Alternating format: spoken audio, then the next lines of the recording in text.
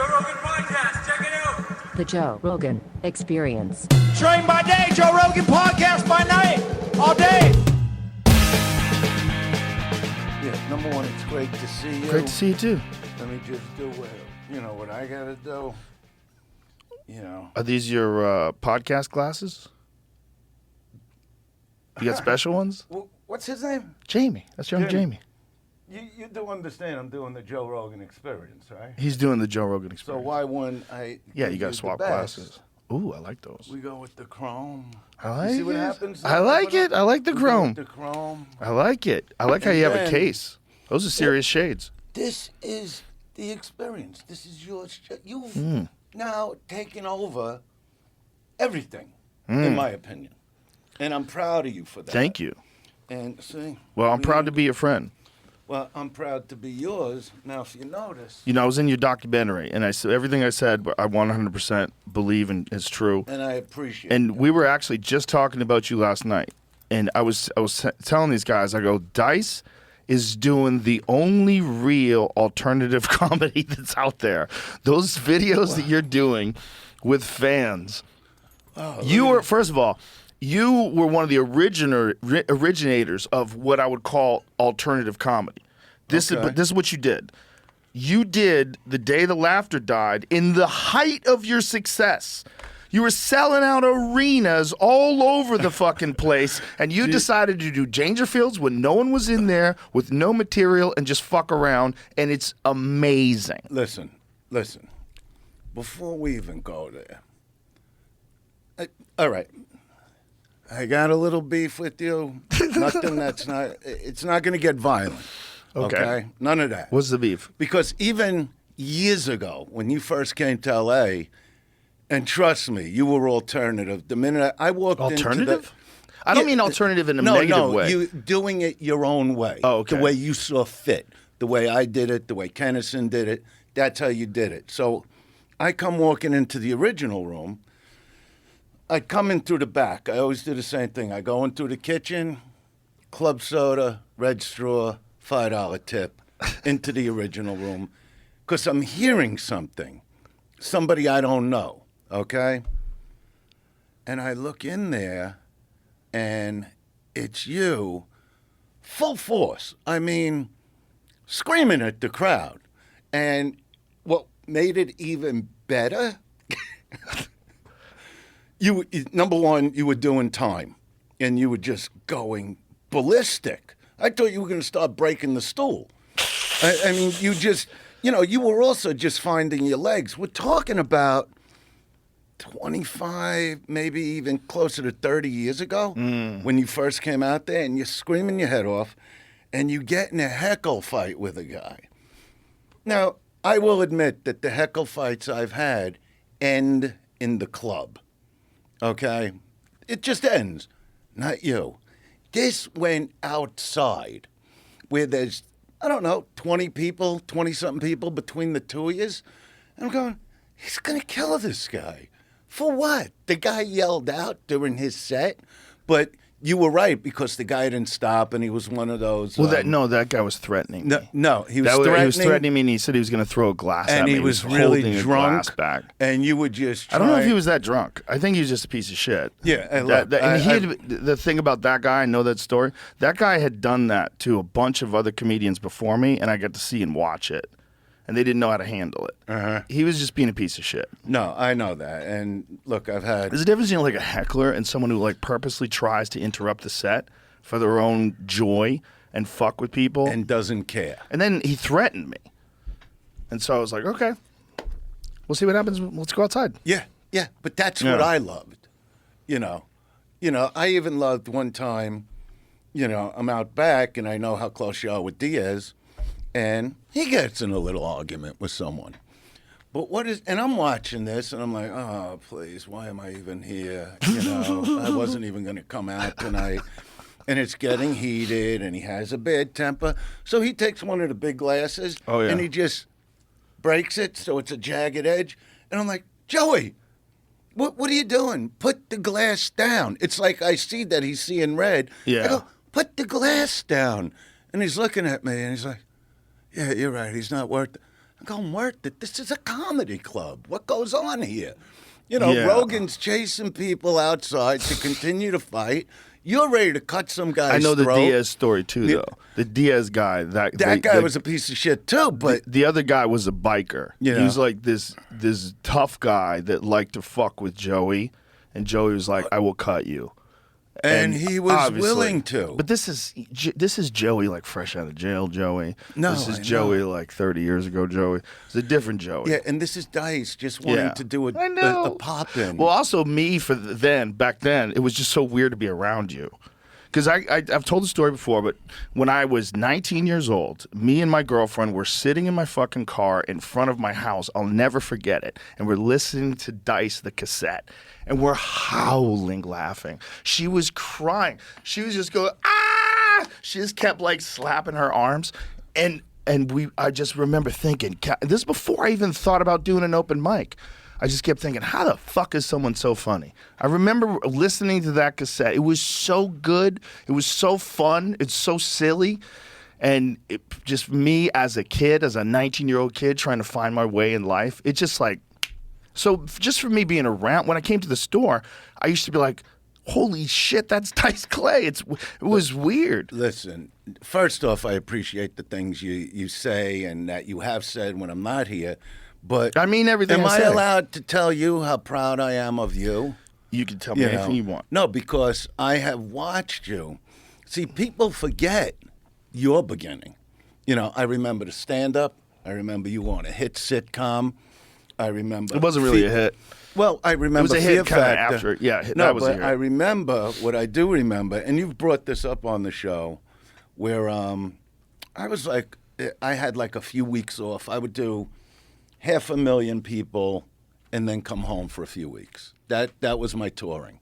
You know, we'll get into all that. We could show a clip. I think I sent the clip of me just standing on stage at the Garden, not even talking. And so what happened is I'm back because I would book 20 cities at a clip. And honestly, we all know this is before any kind of social media. This is 35 years ago. Yes. The ad was the size of the pad, which, if you notice, says, Rogan, I bought a pad to make notes. Do you understand? Do you No, understand? stories. I appreciate it. You know. And I it like how even they're written says, big, too. Don't forget the back page. But yeah, that's a whole pad that I'll never use again. What you didn't notice, I'm not in leather. You're wearing, are you going vegan on me? No, this is daytime Dice. Oh, daytime Dice. Why would I wear a show leather I understand. during the day? I understand. So I gave you the motorcycle, I gave you the gloves, but we went cotton, I like it. all out. Casual. New York. Comfortable. Casual. Comfortable. So back then, I see you hanging outside. This is the first time we talk, really. And I come over to you. You're just in the back parking lot, the same area where Diaz was going to cut somebody's throat weeks earlier. All right. And you're just hanging out, you know. And I said, how you doing? I introduced myself, and you were really respectful, really nice. You still are. And I said, well, what are you doing here? And you said, what do you mean? I'm a comic. I'm going to do a set. I go, no. What are you doing here? You know, at the store, you know, for $25. I go, you're on, in my opinion, a hit show, a hit sitcom. I go, you can be out there making tens of thousands of dollars on the road. And you're like, and I'm thinking, who's his manager? Like, I wanted to call the manager, go, why do you have your client at the store when he's on a hit show when in 3 days he could go make himself 15, 20 grand in a minute? You know, and you were looking at me going, really? I go, yeah, that's what it's about. Well, this is what I tell everybody this. I remember where we were standing. You came up to me like, you should do the road. Right outside the back door. Why are you doing the road? I was like, why aren't I doing the road? Yeah, I should probably do the road. I mean, a lot of it was like sitcoms are a lot of work, especially in the early days. There was like 16-hour days, and you're exhausted. And I just was happy to just still be doing stand-up. So I'd go to the store. I didn't have any friends. I just moved there. So I'd go to the store after I did my work all day, and I could do a set. That's sort of why I did it. You know, but it was just so great the way you looked at me like Like, really? Like I Yeah. could be making more than 25. But I knew I could be making money. And we all know what the store's about. It's not about money. The store's that college for Yes. comics that we all. the hangout. It's just the greatest place. It's the greatest you know place. That. Well, It's now the there's greatest two place. great places. Now Yeah, we got the well, mothership. We basically did the store Yeah. in Texas. Yeah. But you telling me that changed my life. It did, because then I started touring. I listened to you. Because that's why you're sitting right here, right now. That's why when your show elevated to this level, you were getting texting from me because I was there before you in a different way, but let me tell you something. When you're the first guy I'm the first guy to do what I did. Yes. I mean, I always looked up to Eddie Murphy. I think he's the absolute greatest, from stand-up to the films he's done. And that's sort of the career I wanted. I figured I would just go from doing, millions of people on the road to just movie stardom, But, I got the backlash, Yeah, you were the first to get the backlash. Yeah, I was the first Banned from cancel MTV. culture. So banned from MTV. Banned from MTV for jokes. I mean, you're bringing up stuff I want to bring up, but all right, so with MTV, this is what you'll love. This is the part you don't know. Well, didn't they approve that set anyway? No, they didn't didn't? approve anything. They didn't know? No, see, this is the thing. I always had an expression. Nobody fucks with Dice. Dice does the fucking. In the past, the present, the future, and a day, Dice ultimately In the multiverse. does the fucking. That's it. In the multiverse. So I come for the rehearsal, and my whole job was to hit my mark. And ladies and gentlemen, I remember it. The Last Puritan, share. And I make that move with my hand. Right. Share. Okay. So I'm getting ready, and they already had a couple comics on that just tanked. Paul Reiser, and I think he's great, but Tough crowds. You don't come out on the MTV Awards at the Universal Amphitheater and talk about the hats Sinatra wore. I'm looking at my friend going, look at the crowd. No, it's like he's not even in the room. My friend says to me, he goes, well, you could go out there and you could either be a teardrop or you could be a tidal wave. You know you. Okay. So I don't really want to go nuts. I'm trying to do the right thing. I got the biggest manager ever, Sandy Gallen, who had everybody from Whoopi to Stallone to Dolly Parton. I mean, I'm sure you know the name Sandy Gallen. Okay. So biggest manager in Hollywood. So I'm trying to do the right thing. And so now, I don't know, a minute before I go out, Arsenio's the host. Here comes Dick Clark, who, wow, it's Dick Clark. You grow up watching this man. And he comes over, just to hear him call me Dice was hilarious. And he goes, look, Dice, if you got to stretch, Arsenio will come over to you. And you'll play around. And I go, whoa, wait a minute. What do you mean stretch? Stretch what? What am I stretching? My dick? What are you talking about? No, I'm not even kidding.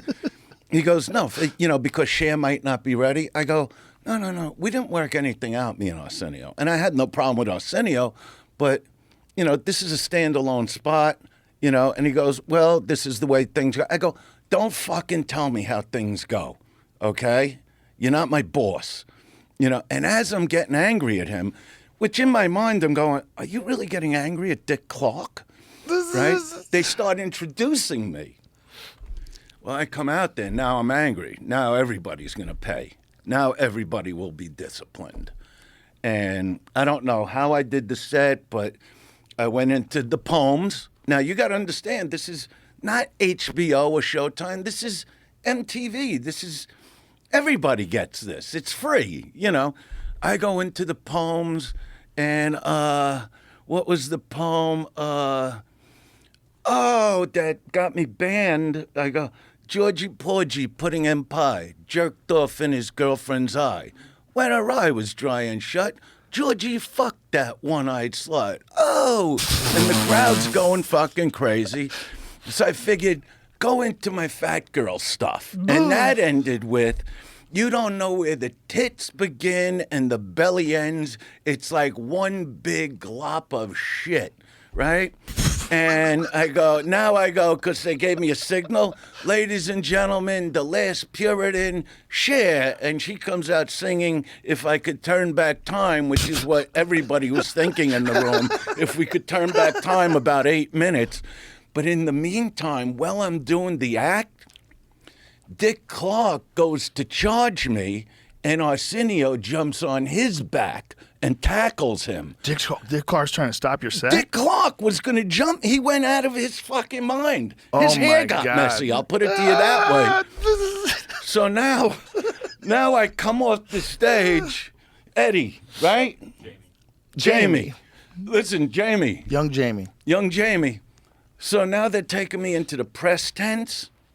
Not one question was asked. And it was all the press in the world.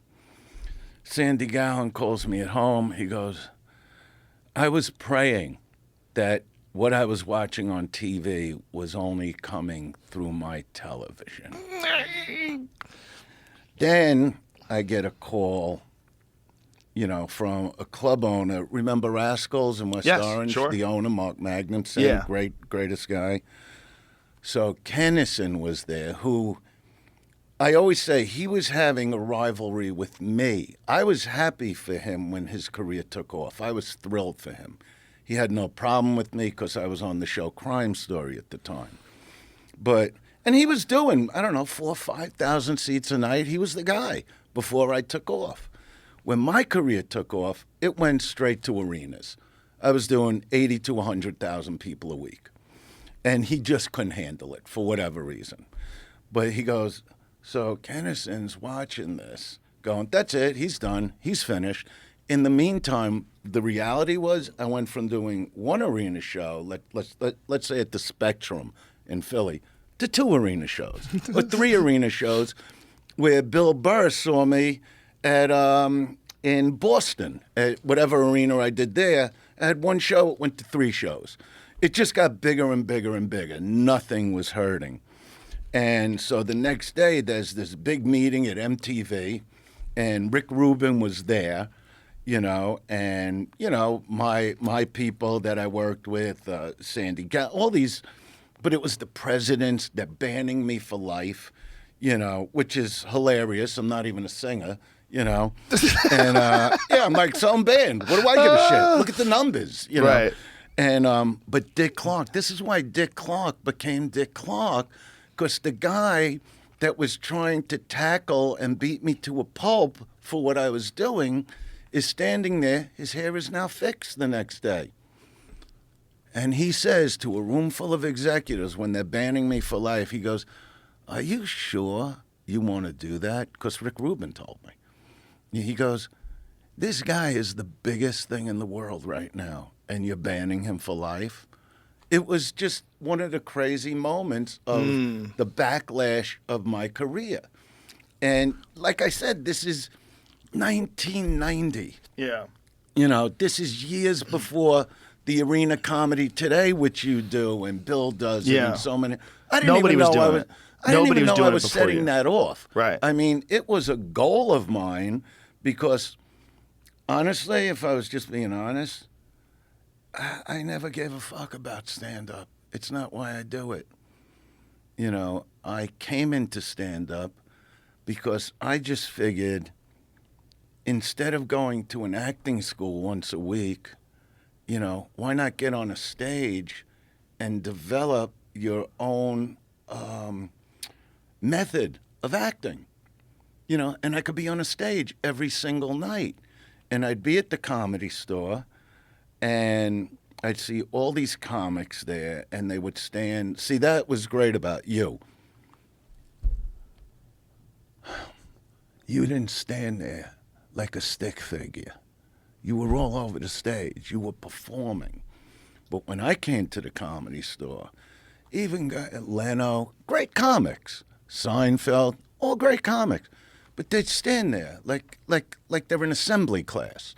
And after 5-6 minutes, I get bored and walk out of the room.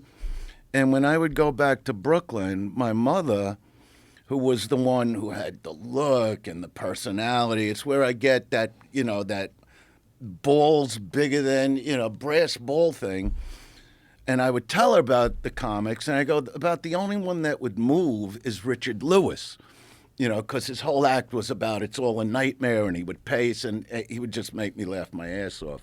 And I would tell her about all these comics, but I come from music. I come from drumming, singing, dancing. And my mother would say to me, well, what are you going to do?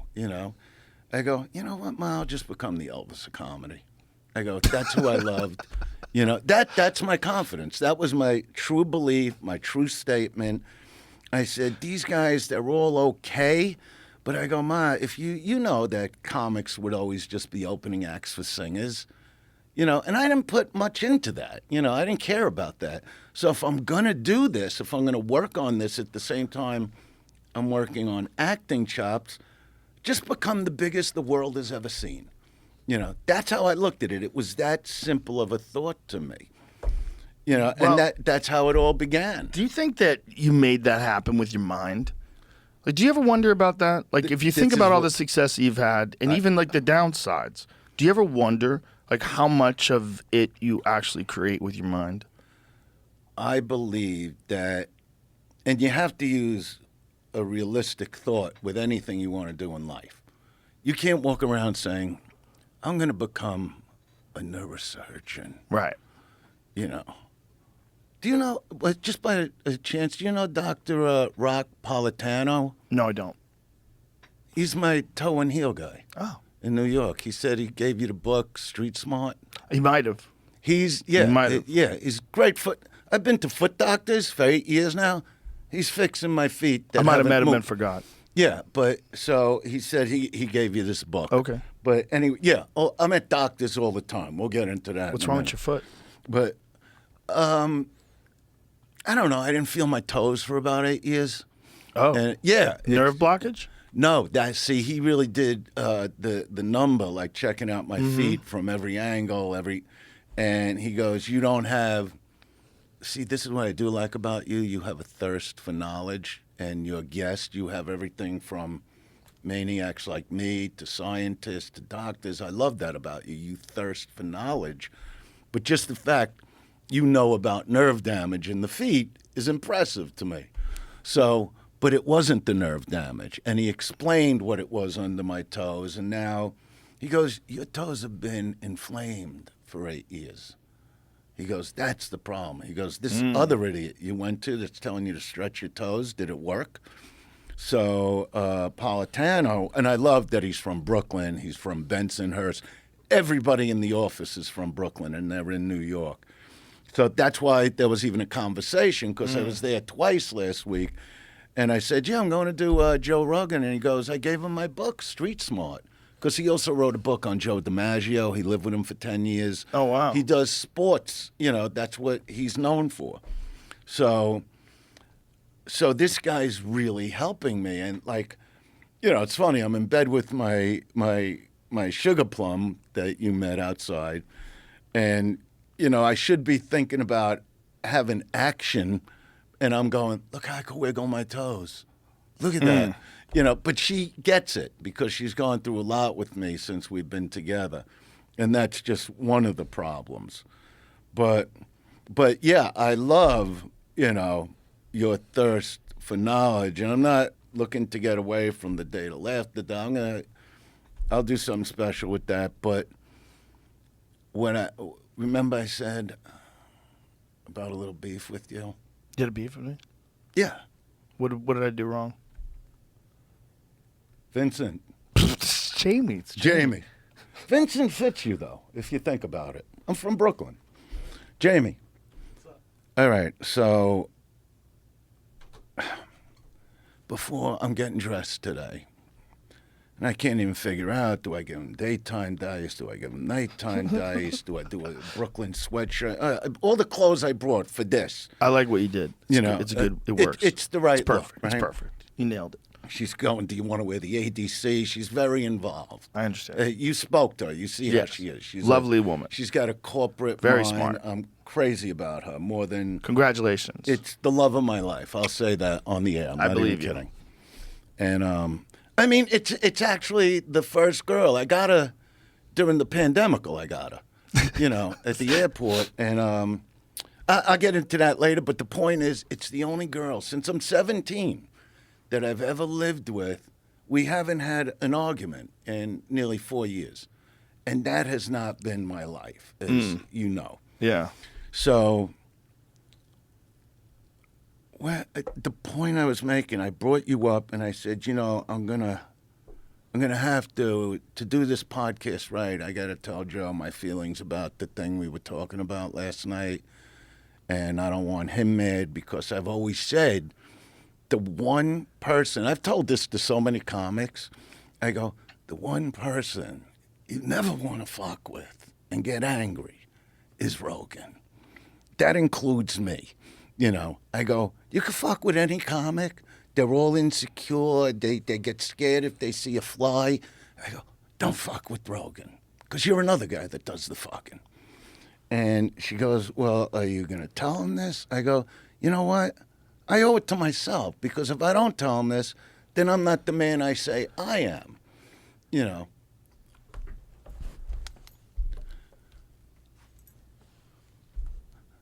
The lion isn't the king. It's the tiger. Yes. Tigers fuck up lions. Do you understand what you've done to me? Yeah. They're bigger. No, but you don't get it.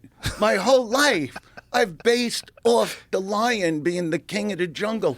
I have a gold lion with diamonds in it. I have a mat at Do you my know why house. they're the king of the jungle? I saw it all explained. Well, Go I'll tell ahead. you why. Because the tiger doesn't live there. No, but the point is, I see this whole thing with the tiger kicking the shit. Mike, I have a production company named Brave Lion. Lions are amazing. It's been no, but he's not the king anymore. He's a jerk-off animal with a good hairdo. That's all the lion is to me now. They have a much better relationship, though, with the other lions. The Yeah, lion but, is the king. You know why? Because the king doesn't necessarily have to be the baddest motherfucker.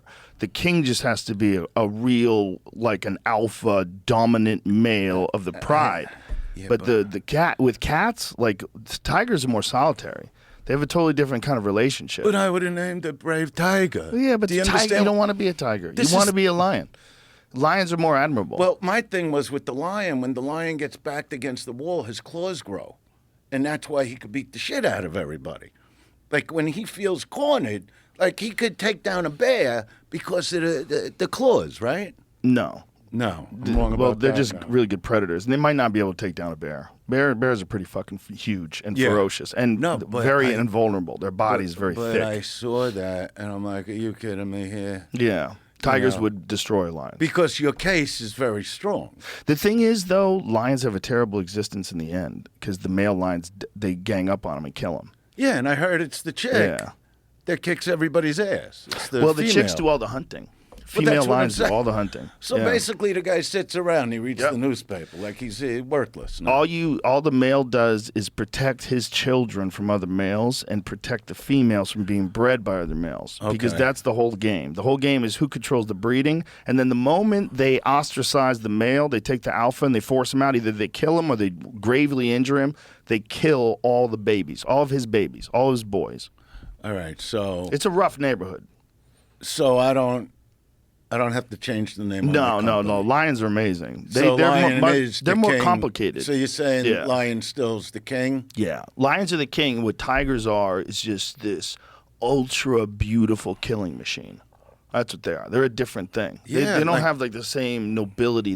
When a lion's sitting there over his pride and the females are all out hunting, that's an amazing creature. Yeah, that's how I looked at Yeah. it. And then I see the thing with the tiger. Well. And, for 2 days now, she's going, are you really going to talk about this? And you're going to bring up the points, the Yeah. There's The- a the pyramid balance thing? to all of it. There's pyramid thing? pyramids? Yeah. Oh, okay. Yeah. She goes, you really going to bring that up? And she goes, you know how you are. You're not that academic. And I go, yeah. I go, I got to admit, like, and you even probably know this, you're never gonna find two Dice fans that are arguing over what college you think Dice went to. You're never gonna find those fans. One of them might say something like, "Well, I heard he lived near a college." You know? Yeah. You know what I mean? So, but with the pyramid thing, why not? Just on that, What about the pyramid? why not? Why Nort? What's that? No, north. Like North? You know how they point North, south, east, and west. North. No, north. but there's a reason like they're north or something. Well, the pyramid is the way it's set on the Earth. It points directly north, south, east, and west. Apparently, find out what the way the pyramid is aligned with the Earth. There's also the height of the pyramid. Yeah. There's like a lot of mathematics, but this is all like with Randall the Carlson eucalyptus stuff. and the world. Yeah, the eucalyptus. Yeah. With the equator. width and it's- everything. It's also the three pyramids aligned with these certain stars in the sky and the Orion belt. There's a lot of complicated stuff with the pyramids. Yeah, because you really delve into this stuff. Now, delve is not an easy word. I'll just Delve? tell you that, Vincent. Delve is not an easy word. It's hard to use and not I sound learned pretentious. Delve. I figured. Yeah, No, there it is. Okay, the Giza pyramid oriented to the face of the four cardinal directions: true north, south, east, and west. Their entrances are all on the north side, and the temple of the pyramids are on the east side. So somehow or another, they aligned it to true north, south, east, and west. The 2,300,000 stones, the Great Pyramid of Giza. They don't know how they moved them there. They don't know how they put them there. Yeah, that's what I'm saying. So we really don't even know. I've been obsessed with that since I was a boy. And are you thinking alien? I think more likely there was a very advanced civilization and they got wiped out by some natural disaster. I think where we are right now, I think another civilization before us was maybe more evolved than us or more advanced than us, just in a different way. And their way was these immense stone structures with like a lot of because there was geological... nothing around. They had to bring them from somewhere. Well, they brought them from... stone. They know the quarries where they brought them from, and some of them were 500 miles away. But how perfectly... Insane. Perfect. Just not just insane how smooth and cut they were, but supposedly those people didn't even have steel. Supposedly they were working with copper tools. And also the methods they used, there was some sort of diamond saws because there's cuts in some of them that indicate a very high RPM drill that they used. There's all these corings where it seems like the stone's been cored by these super sophisticated machinery that we don't understand today. We don't know what they used. We don't know where they got it. We don't know where it is now. We don't know what happened. I think Randall Carlson's explanation and Graham Hancock's explanations are the best.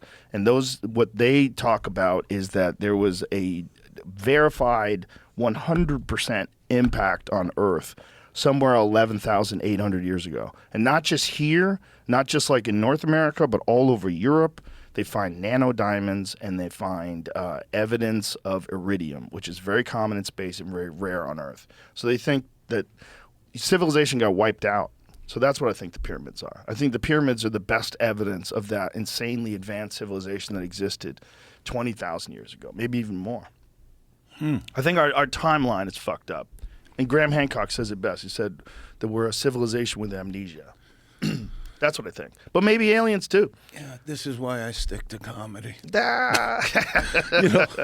It really is. But that's what I love about you, that I actually feel like it's your thirst for learning and everything that has brought you to this level where you are today. Well, it's definitely helped me a lot because all the people that I wanted to talk to, it's because I wanted to talk to them. It wasn't because like a publicist set it up and it, looked like beneficial or something like that. Like all these like weird scientists and archaeologists and interesting people. Yeah, that's what's amazing about the show. Yeah, it's just that I'm on interested. any given day, it could be a scientist, a doctor, a comedian. That's why you're sitting where you are right now. And I just, I'm just giving you, what's that word? I'm just giving you kudos. Thank you, sir. Appreciate it. Like I was really, like I was saying, just really proud when I heard you made the deal and, the whole thing. because I know what that feels like when you go from a level you thought that was it to this whole other stratosphere. I knew what you were entering, and that's why I was texting you at the beginning and even writing things to you like, don't just give away your money, because I know how it gets when you hit that level. I used to give away just, bums would get 5,000. I always at that time just carried. I'm not even. And if you're missing a limb, it was 10 grand. I'm not even kidding. And I remember being outside the Comedy Store, and there's a lady. You might have even seen her back then. She'd have 2 kids, and the shopping cart from Ralph's, whatever. And I'm just feeling bad, going, this woman doesn't even have a place to live. And I just take out $5 grand cash. I go, here, go get yourself a place to live. Don't you think she was back the next night for another $5 grand? Was she? I couldn't believe. But that was one guy I really felt bad for. A guy, and it was Chicago. And this isn't to say how good I am, because people go, what charities are you involved? I give money when I see people that need money. I'm not saying I never gave to a charity, but I'm saying I don't need the bullshit of going, oh, what a good person. He's involved in this. Right. It's just not who I am. There's a bit of a scam to that. Yeah, I give personally. So I saw a guy in the rain hopping around on one leg and crutches. I gave this guy 10 grand. I put it right in his pocket, and I walked away. Another guy chased me down the block in a wheelchair that I put 5 grand in his cup. Like, he realized like what I put in his cup, and he came. I go, just take it, brother. It's good. Just let it be good for you. That's the way That's I beautiful. like to do things. But I would get hit up by every comic. I get calls for cars. My wife's a little sick. Can you see? I just need 3 grand. They'd ask for thousands like it was nothing. So when you took off, I was like, just tell this guy, take care of your family. That's it. I'm not saying never take care of a buddy if he's, in dire straits. But I'm just saying everybody comes out of the woodwork, and the level you went to and the press you got about it. I would tell my girlfriend and my sons, I go, this guy's going to be hit from all angles. I want to see what this does to him. And you've kept it together incredible. Thank you. And another thing I'm looking forward to is, I'll talk about the Comedy Store, but the mothership. I hear it's just I can't wait to show it greatest. to you. I can't wait to be there, because it's, I know how much you love Mitzi and the store, and didn't you start building it and just redo it because you didn't like how it was going? Well, not really. I started at a different place. I bought a different okay. place, and there was a problem with the building. So I Okay. had to get another building. But I just hear from everybody that it is just number one. Like, it's just the greatest club you could play. And that's why I'm excited. Can I even say I'm just doing the show? Yeah. I want people to know I don't want any money for it. I just want it. You have been, you've just been great about me. Like, I see all the episodes, like with Tarantino, with any comic that comes. I could even see the comics get aggravated because they want to talk about their own career. And I'm not going to say names, but I see them, And you're going, no, but when Dice did it, it was a fucking explosion. He goes, yeah, and you'll say it. You'll go, a lot of the comics today, they do arenas, but if Dice didn't do it, we wouldn't be doing it. Yeah. And it was an explosion. And that's why I even gave him that, clip of The Garden, which was filmed for a movie. And, but yeah, coming up, at the store with, I'm going to. Well, what was great for us was that you still came around. That, for us, I loved it. For guys like me who were just coming up, who could barely headline on the road, to be hanging out with you, that you would come and hang out with us. It was amazing. Well, it was like Dice is like a normal guy. But this is, and I can be. Yeah. But this is how smart you are. So I'm filming. This is even before reality became reality, and I never got it out there. So there's all these new comics at the store. Ari, Bobby Lee, Maz Jabrani, Steve Renazizi, all these new comics that would, like I'm holding court. because they can't believe I'm over there. So I've been filming myself since I made it. All right, so I'm filming at the store every night, calling it the show. Like I'd be kicking waitresses out of the kitchen. I changed the lighting in the kitchen. I put like red and blue bulbs so the lighting wasn't harsh, and a waitress could be in there getting an order, and I go, you're in my shot? You got to leave the kitchen. And it's amazing how I just filmed and filmed and filmed. And one night, you're looking and you got this puzzled look. And I'm like in it, And you come over to me and go, Dice, can I just ask you something? What's with the camera? I see you every night filming. Like I'm in it. Like I'm being my own Tarantino. Right. And I go, no, I film everything. I've always filmed everything. And I don't know, it couldn't have been more than a few weeks. You had a guy with you. See, that's why you've made it in the business, because you took it and go, yeah, why shouldn't I film what I'm doing in my life? We definitely decided to film some. You were doing like sketches. Yeah, but I called it the show. It was an actual reality show. And I used to love, like, even Paulie would come in and go, dude, what are you filming? I go, the show. He goes, what show, dude? I go, it's my show. It's a reality show with all the guys. Hysterical. I put clips up on my phone all the time. What possesses you to do these videos where you just like walk up to people? Okay. Are we going to show them now? The ones I sent? Let's show some of these videos but because don't they're show insane. it yet. Don't show it yet. Okay. There's a reason. Okay. Okay. It's the same thing that possessed you to do those videos back then. No, obviously this is different. Okay. Obviously you loved the day the laughter died. Yes. Okay. Now, I can't let you keep this, but I could let you wear it for a little because you are wearing that. This is the hat I wore, and there's even pictures I sent Traps last night. I can wear it? Is that what you're saying? Yeah, I want you to wear it a little because this is the hat I wore, and he's got pictures of me on stage at Dangerfields recording. Yeah, there we are. Okay? That's a nice hat. Come on. What do you think? Bro, this hat smells terrible. What are you talking it about? smells like cabbage. No, but I know you like it, so I want you to wear it. Wait a minute. That's one of the hats. Okay. Because there were 2 hats. I did 3 nights. Take a sniff of that hat. Wait, for real. really? Yeah.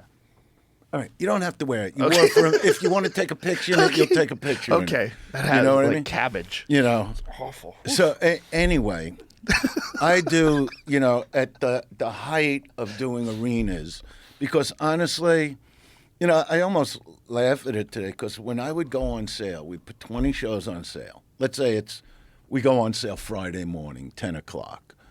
Monday, tickets are gone. Okay? 500,000 tickets gone.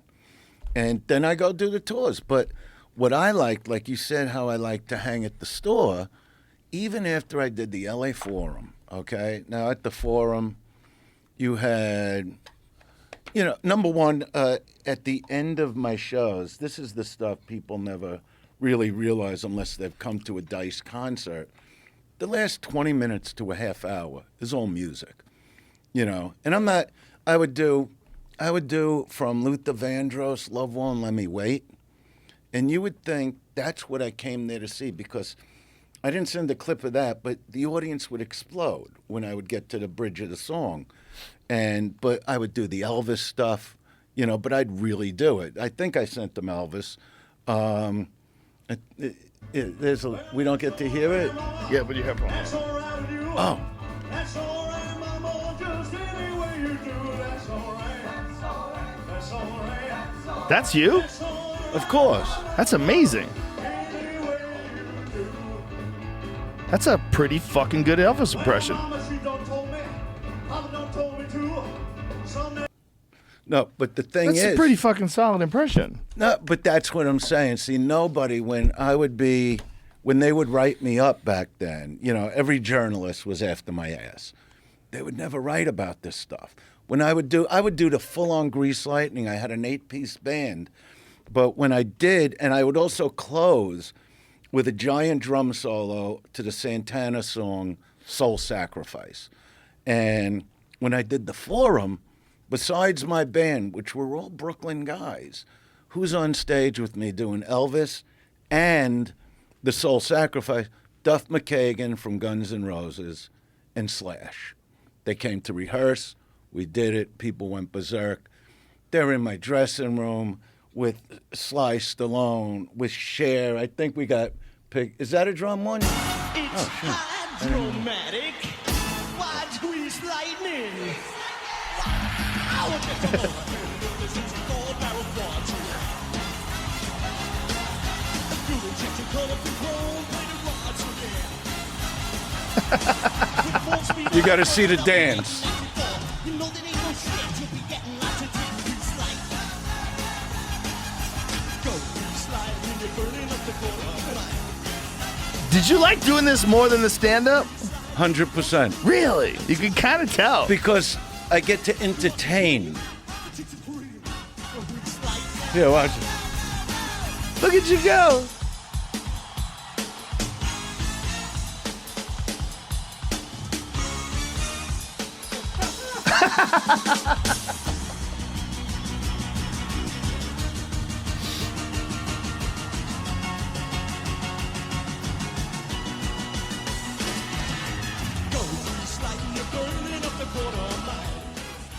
So you were upset that they never brought this stuff They up. would never write it up. You know, they just made like it was an hour of just foul language and that was it. And my father used to get crazy from it because he's the one, he was behind me from day one, you know, and he had, my father went from having a toy store to being a big builder, like in Staten Island. He was the first builder to go into Staten Island and build like the newer homes. And we lived there from I was 7 till I was 12. And we basically got chased out of, well, he got chased out of there. You know, he knew he had to leave because he wasn't a gangster. So, and the gangsters were taking over Staten Island. They would build houses across the freeway. There was no zoning laws. So we went to Florida for like 6 months and then back to Brooklyn, you know, from 13 to 21. And then I was out in LA doing the Travolta act. That's how it started, me doing Travolta, which I gave you pictures, even me holding up how closely we looked the same. You know, it was a whole Travolta act.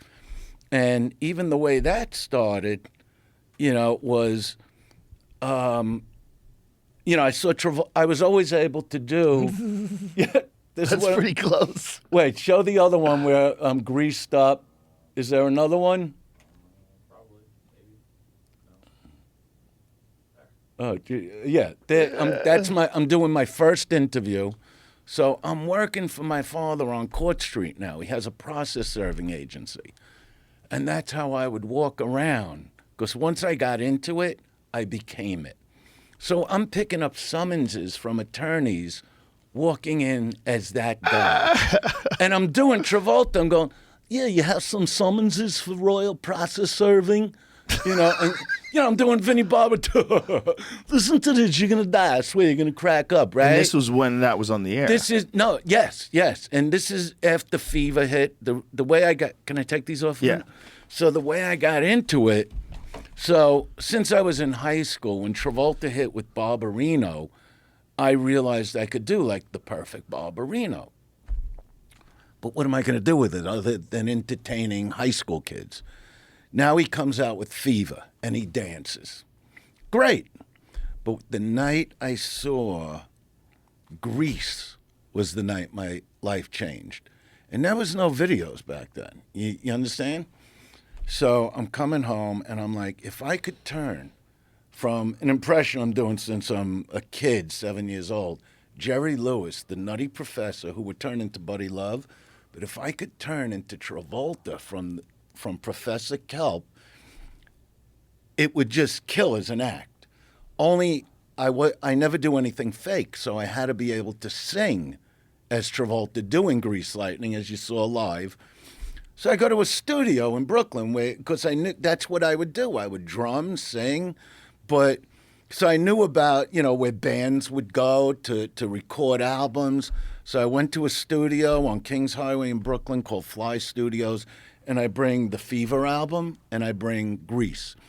And I asked these guys, can you get the lead vocal out of Grease Lightning?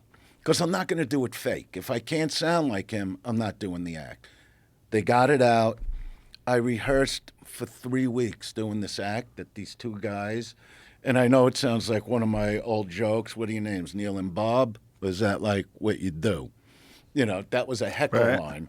But the guys that owned the studio's names were Neil and Bob. Okay.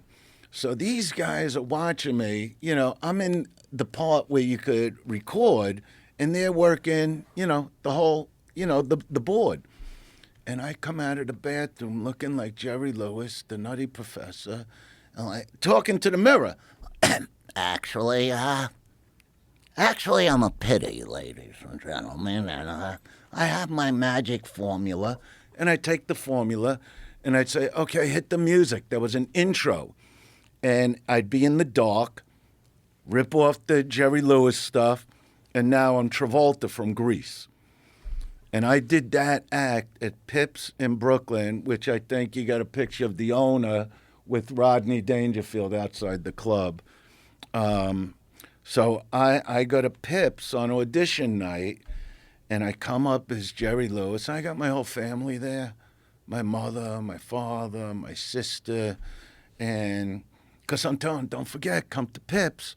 But what was amazing when I put the act together, I had to sit in the theater all day and watch Grease with a pad like this and write down names for the moves Travolta was doing. Or else I'd forget when I would rehearse the act that you were seeing. That the guy in the middle, his name is George Schultz, you know, and Pips was the first real comedy club in America. Really? And it spawned Rodney. What year was that? I don't know what year they opened. I think he opened in the 60s. And George himself should have been a comic. He just wasn't, okay? But he gave Rodney the line, I don't get no respect. At least, yeah. And he helped different guys. David Brenner, every time he was going to do, 62. Holy shit. yeah. And that, 62. It was a sushi place. so when, Mambo Sushi. Look at that. and he turned it into Pips. Wow. David Brenner. Anytime Brenner was going to do the Carson show, George would help him with his set. So when the business wasn't doing well, Brenner would give them all kinds of money to survive. And the two sons ran the club. So I show up there, my parents are there. Now, picture your parents. Now your own parents watching Joe go on stage doing an impression he was doing at 5. Going, really? This is why we're here? And I'm on stage, I'm still 20 years old, doing the Jerry Lewis, actually, ladies, and it's a Brooklyn crowd just booing the fuck. Get the fuck off! You fucking suck! And I'm just committed. I go, I have put together a formula. Like, okay. I take the formula. Seth Schultz knew, shut the lights. I turn my back to the crowd. They're screaming. You got 100 people, 99 people screaming to get off the stage. I'm slicking my hair back. I'm staying calm. Music starts. It's from Fever. Ladies and gentlemen, to Disco Inferno. Ladies and gentlemen, somebody new, somebody exciting. And at that, ladies and gentlemen, Andrew Clay. And I turn around with that when you saw me in the leather jacket, that look. And I just pose, and I start like a fake walk like Travolta in Fever. And they're starting to scream. Now it's turning. I wait, because I always wait. Even to this day when I'm on stage, I just wait. And so I wait till it quiets down. I come up to the mic, and I'm like, so you thought it couldn't be done, right? The place went nuts. Now I talk about the car. Here comes Grease Lightning. When I did Grease Lightning, you're talking about Brooklyn animals, and I know you know about that stuff because you're from Boston. You know what kind of East Coast people. Yeah. They were throwing tables over. They're going fucking berserk. I don't even know what just happened. And as I'm leaving with my family, here come the two sons going, wait a minute, where you going? You know, who are you? Like, what is that? You know, they go, you got a manager? You know, and I just look at my father and I go, yeah, he's right here. And my family is stunned from what they just witnessed. And they go, we want to book your son to headline this coming weekend. You know, What?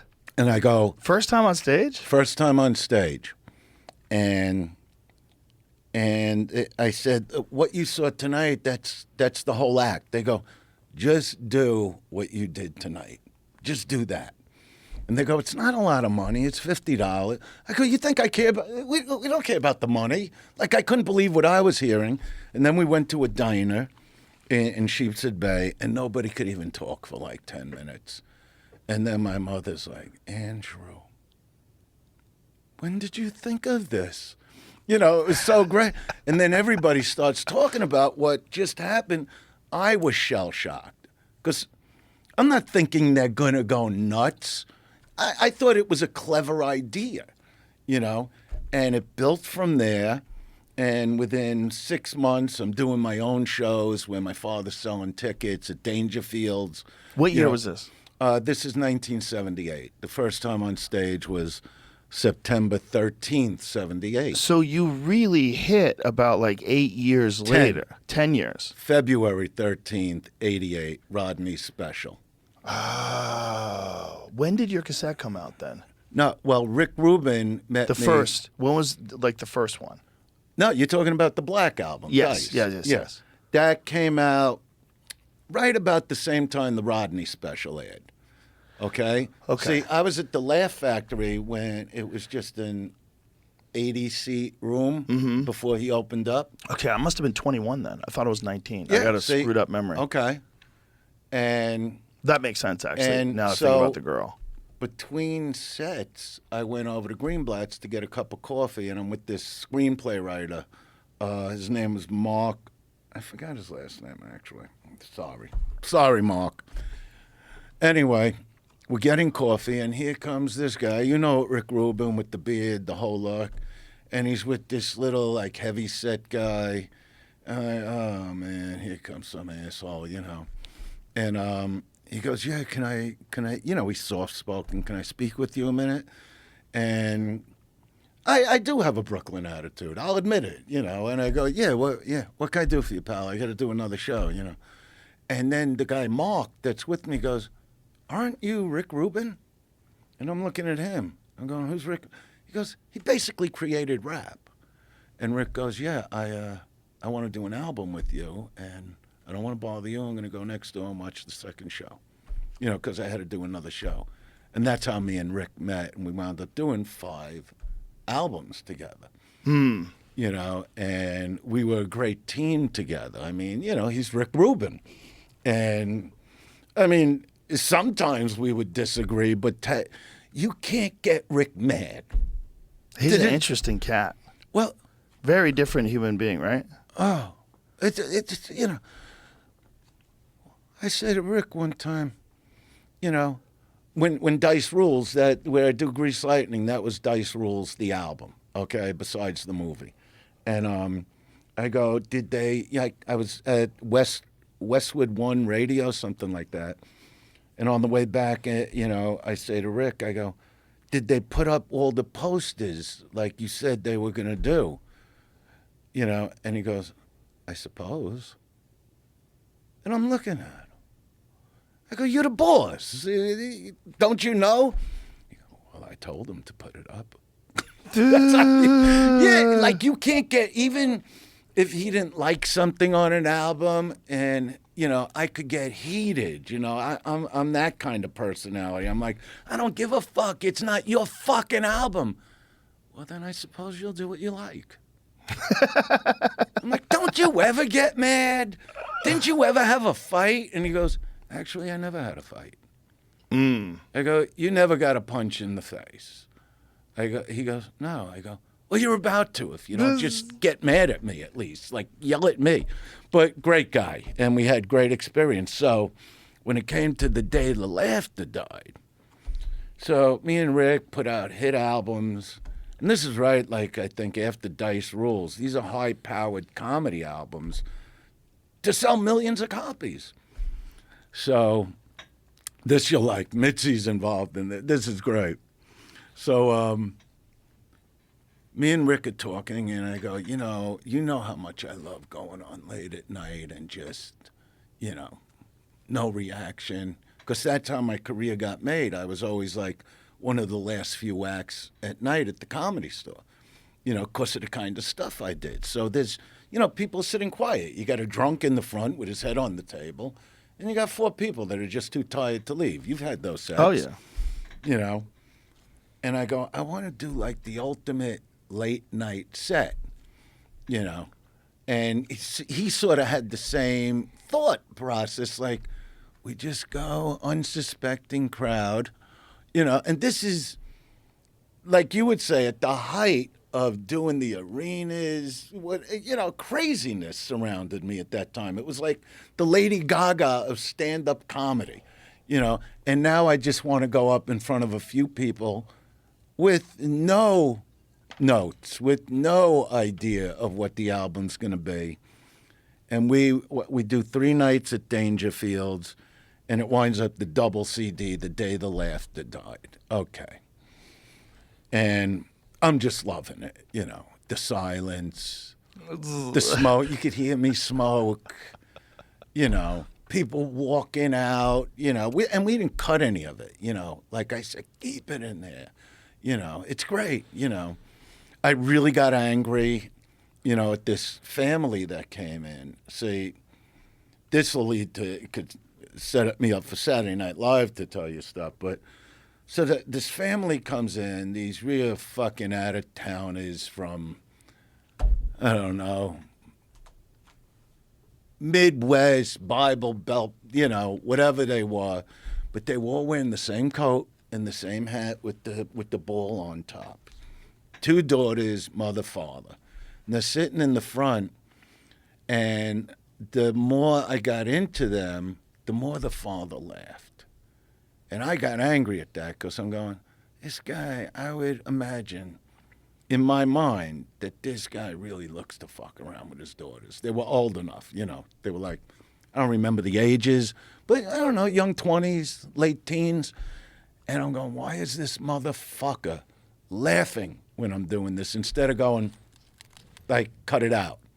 Because I know if I was sitting there with my 2 daughters and some comic, some asshole on stage is going, so you like to have her on your lap or whatever I said on the album, I'd look at the guy and go, walk away from me and my family, or there's a problem.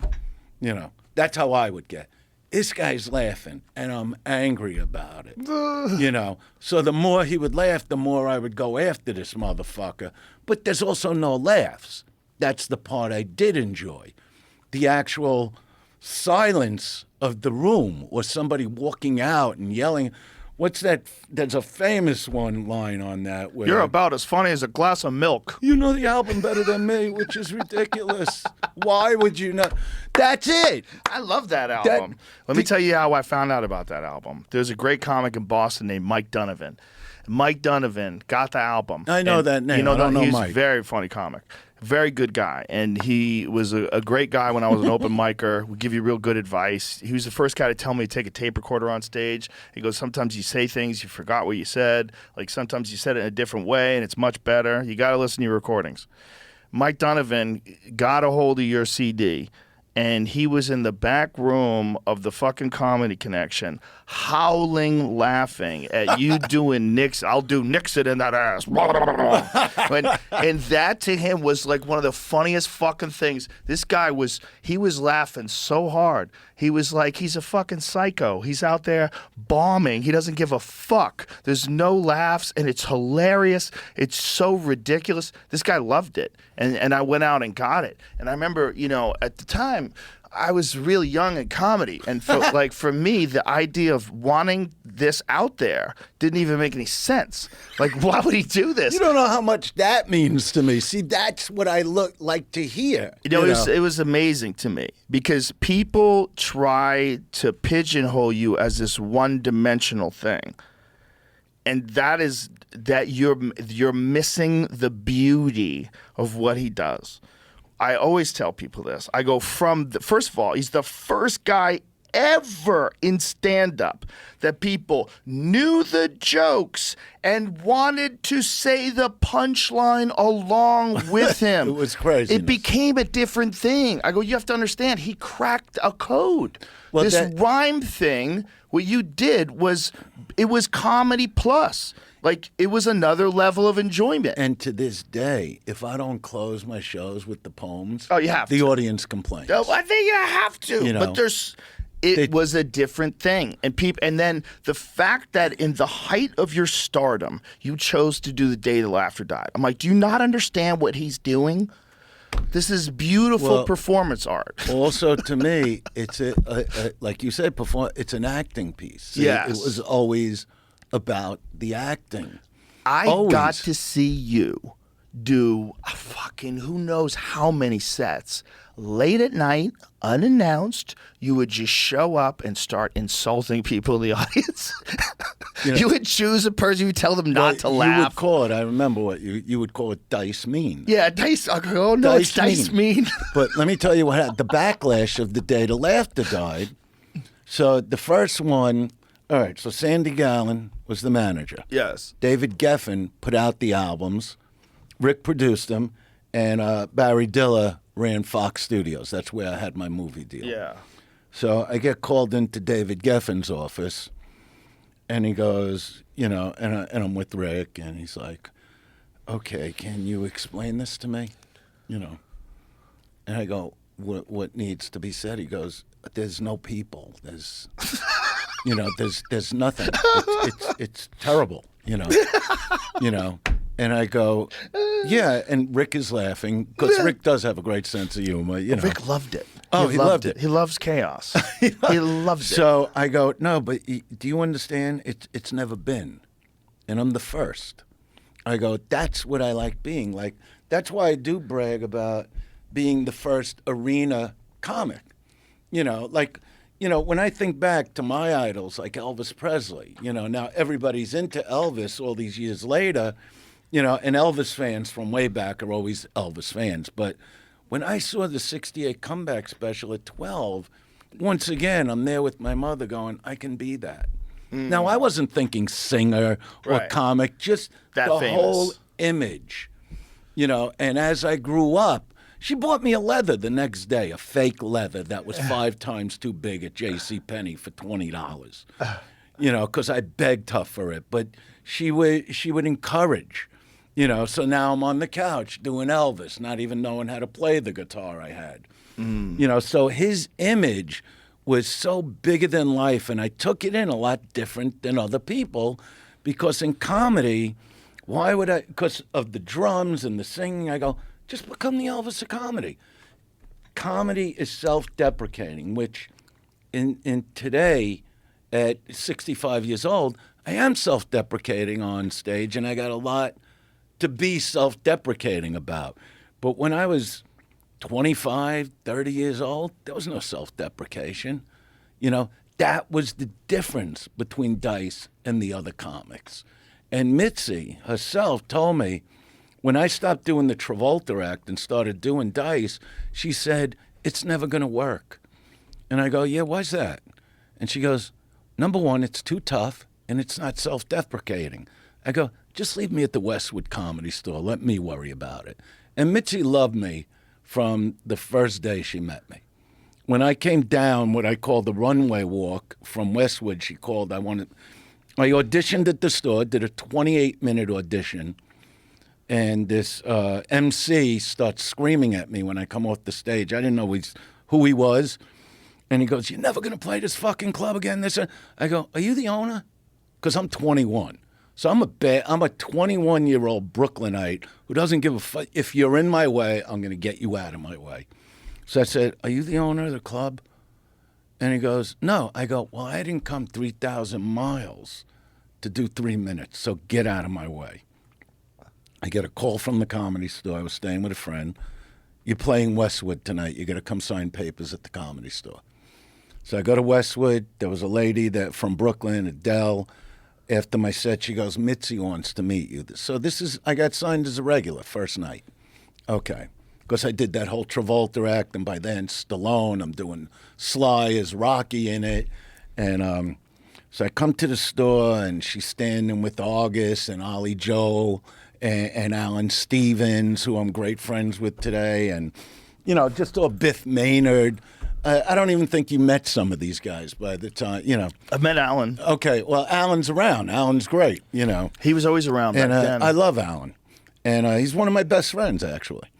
And he worked on Roseanne's show, too, right? Yeah, he produced Roseanne. He produced Arliss. You know, he's got a heavy history. You know. Arliss, too? He was out with Kennison and the Outlaws. He did all that.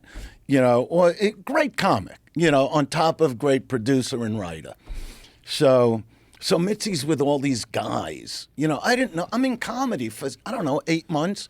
I started September 13th, 78. I'm in L.A. February of 79. Why? Because this one comic who you knew, Mitchell Walters, came back to Brooklyn. That's where he was from. And he happened to come in on a weekend. I was headlining. And he's asking, who the fuck is this guy doing the Travolta? And the owners told him. So he talks to my father. He keeps calling my father in the office, who I was working for, you know, because there was no job I could have. I was at clubs every night. From the first night I got on stage, that was it. I'm performing every night, everywhere. And I just dedicated my life to it. And that's what it takes, as you know. You know, I love when Pitbull says, how did I get lucky? Hard work got me lucky.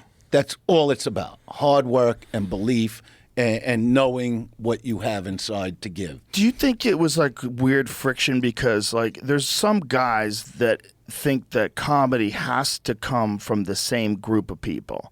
Like it has to come from neurotic, self-deprecating, like it has to come from these sort of nerds who are like bullied by society and they're funny on stage and they could tell you what the fuck's going on. When a guy who comes along like you who's very confident, you're a big guy, you didn't come from a theater background and you have this new approach to it. And even Mitzi missed it. Like sometimes people. Well, at that point, she missed it. Yeah, but you know. like there's people that do things, and you're like, man, I don't know. Because when But you got to give it like try to explain Harlan Williams to someone. Try to explain Harlan. It's impossible. I get it. He's fucking hilarious. But it's so strange. Like his style is so strange. But coming out of him with his personality, the way he says things. Hilarious. It's hilarious. It's really fun. If you get the chance to see Harlan seen Williams is the fucking man. I mean, but the people out there listening, go see that guy. He's amazing. But he had to become that guy. He had to figure that out. Yeah, see, and you know, some people go through their whole life never knowing who they are. They're not comfortable in their, like Eleanor would say, not comfortable in their own skin. Right. You know, I always knew who I was. Now, you know, when people say to me, you know, who's Dice? Who's Andrew? Who's that? I'm all of it, you know. But, you know, I'm not walking around in the street going, yeah. You know, when you see those videos and go, yeah, how you doing? That's a put on. That's a joke. If I'm really going to say hello to a girl, which I haven't in 4 years, obviously, you know, I'm going to go, yeah, how you doing? Right. Not how you doing? Because any girl in her right mind is going to go, get the fuck away from me. And I'll if call they my don't, 4 brothers. Get if the they fuck don't, out. it's a real problem. You know, so and I do want to get into the videos, but just let me finish the Day the Laughter died thing. So when David Geffen says to me, see, what I always prided myself on, because I became, even though I wanted the acting career, I had 2 careers going now. I was building as a comic. Actually, Dallas was the first place I headlined as a comic in the mid-'80s at a place called the, I forgot the name of the place. Don't even fucking matter. It was a club. You do two weeks at a clip, and I just started headlining. You know, by the time I was, I don't know, 24, 25. And the thing was, yeah, Mitzi didn't understand it at that point because she knew comics with. Think of old time. Think of what the fuck his face, homely as a plate full of assholes. What was his name? No, not Don Rickles, who also wasn't a gorgeous guy, but my favorite of all time. He came from that time. He looked like Gates. Hackett, Buddy Hackett. Think of Yeah. Buddy's fucking face. Yeah. You think that guy's going to be confident? Right. He knows what he looks like, so he's going to be self-deprecating, and that's how comics would get laid back there. You know, in those times, they weren't good-looking people. Today, you got better-looking But people. Lenny Bruce is a good-looking guy. Yeah, which his mother said to me. That was a big compliment because I'm with Mitzi, and Mitzi would say to Sally, because I used to sit with Sally at Schwab's, you know, and she'd always go, "Oh, you're handsome like my Lenny." It was a compliment because I knew he was a nice-looking guy. And Mitzi would say to Sally, she'd go, "He's a movie star. He's not even a comic." You know, she never had that. All those comics back then, just look at them. Look at the pictures on the wall at the Comedy Store, and you'll know. But just to get back to the day the laughter died, because people are listening. So Geffen tells me why. Why does this have to be? Why can't we just trash this? And I go, because it's never been done. Every comic gets recorded. They do their very, very best to kill. I did my best to bomb. You know, I just wanted to see what I could come up with in front of a couple people. He goes, "But why a double album? Why can't it just be a..." I go, "Same reason. Never done." Okay? And Mitzi, by the way, would come to the arenas with me when I did the Forum. I'd pick her up in the limo. She'd fly to New York. She was at the Garden. She was at the Meadowlands, which that's sold awesome. out. At That's that time, awesome. Meadowlands, biggest arena ever, 21,500, sold out in 40 minutes. That my agent, Dennis Offer, at that time, who the only other comic he's ever handled was Rodney.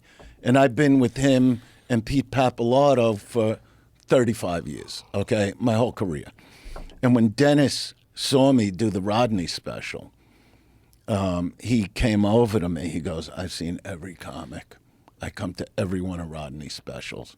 I never wanted any of them. I want you." And I've been with him all this time. And so I'll tell you the rise to the arenas. But so Mitzi comes over my house. I'm just trying to keep my place here for you. After the David Geffen experience, okay? And she goes, "I want to hear this album. I'm hearing things about it, you know, and it's not out yet, you know." So I put on a CD, and she's listening. You know, Mitzi, she's always truthful, you know, tells you how she thinks. And she goes, "Andrew, what is this?" I go, and I want to laugh in the face, but I got to keep it straight. I go, "It's my new album. What do you think?" She goes, "It's going to ruin your career." I go, "This?" "I don't think so. Just like you told me about Dice would never work. You know, it's not going to ruin the career." I go, "Don't want." She goes, "I don't want to see your career. You work so hard to get to." I go, "Don't worry about it. Bottom line, album comes out, 4 days, gold. I don't even know how many platinums it is to this day. It's the biggest selling comedy album ever, as far as I know. Okay? The biggest comedy. And for comics, it's like a Bible for some fucking reason. See, I don't see what you see. I just know I like being a guy that did things first. See, that's what I loved about Elvis. When Elvis came along, there was nobody for him to talk to go, "How do I handle being Elvis?" You know? But you understand, like the just the ability to put out something of you bombing in the height of your stardom.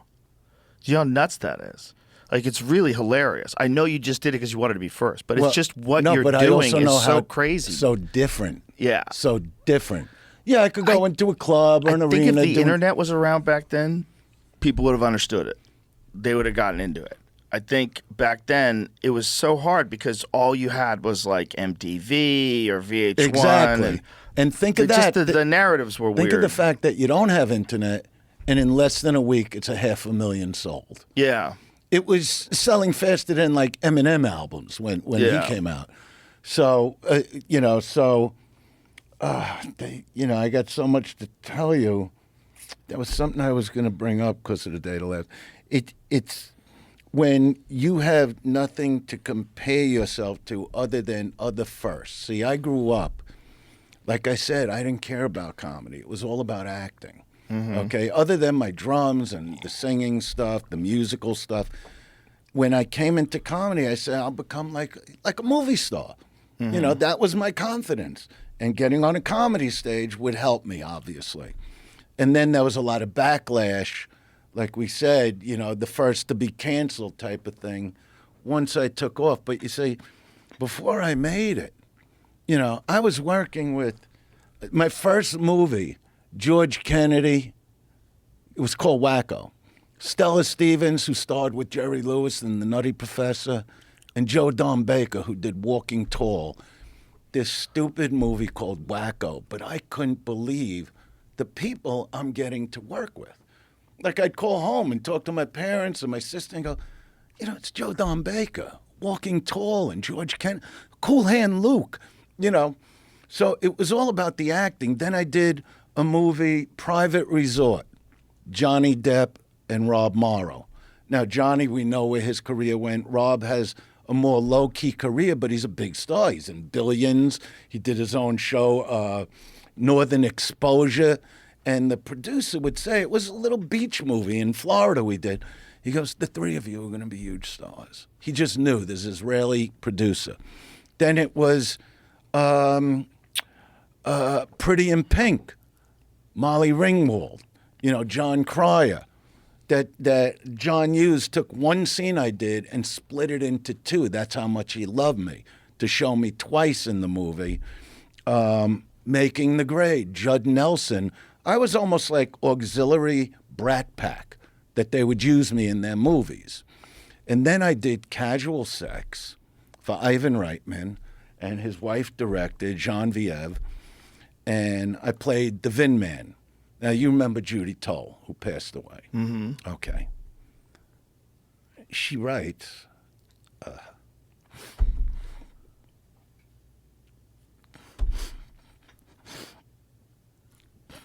Are you crying, Dice?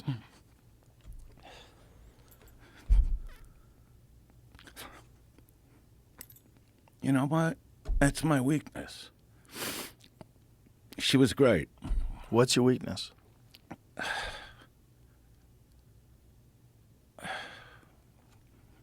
My own sensitivity. That's not a weakness. That's not a weakness. Sometimes I think. No. I'm just trying to tell you a story and I'm crying. No, I like the fact that you're crying. I like the fact that people get to know who you are. I've seen you cry too. I cry, man. I don't think there's anything wrong with crying. I'm an emotional person. She was a great girl.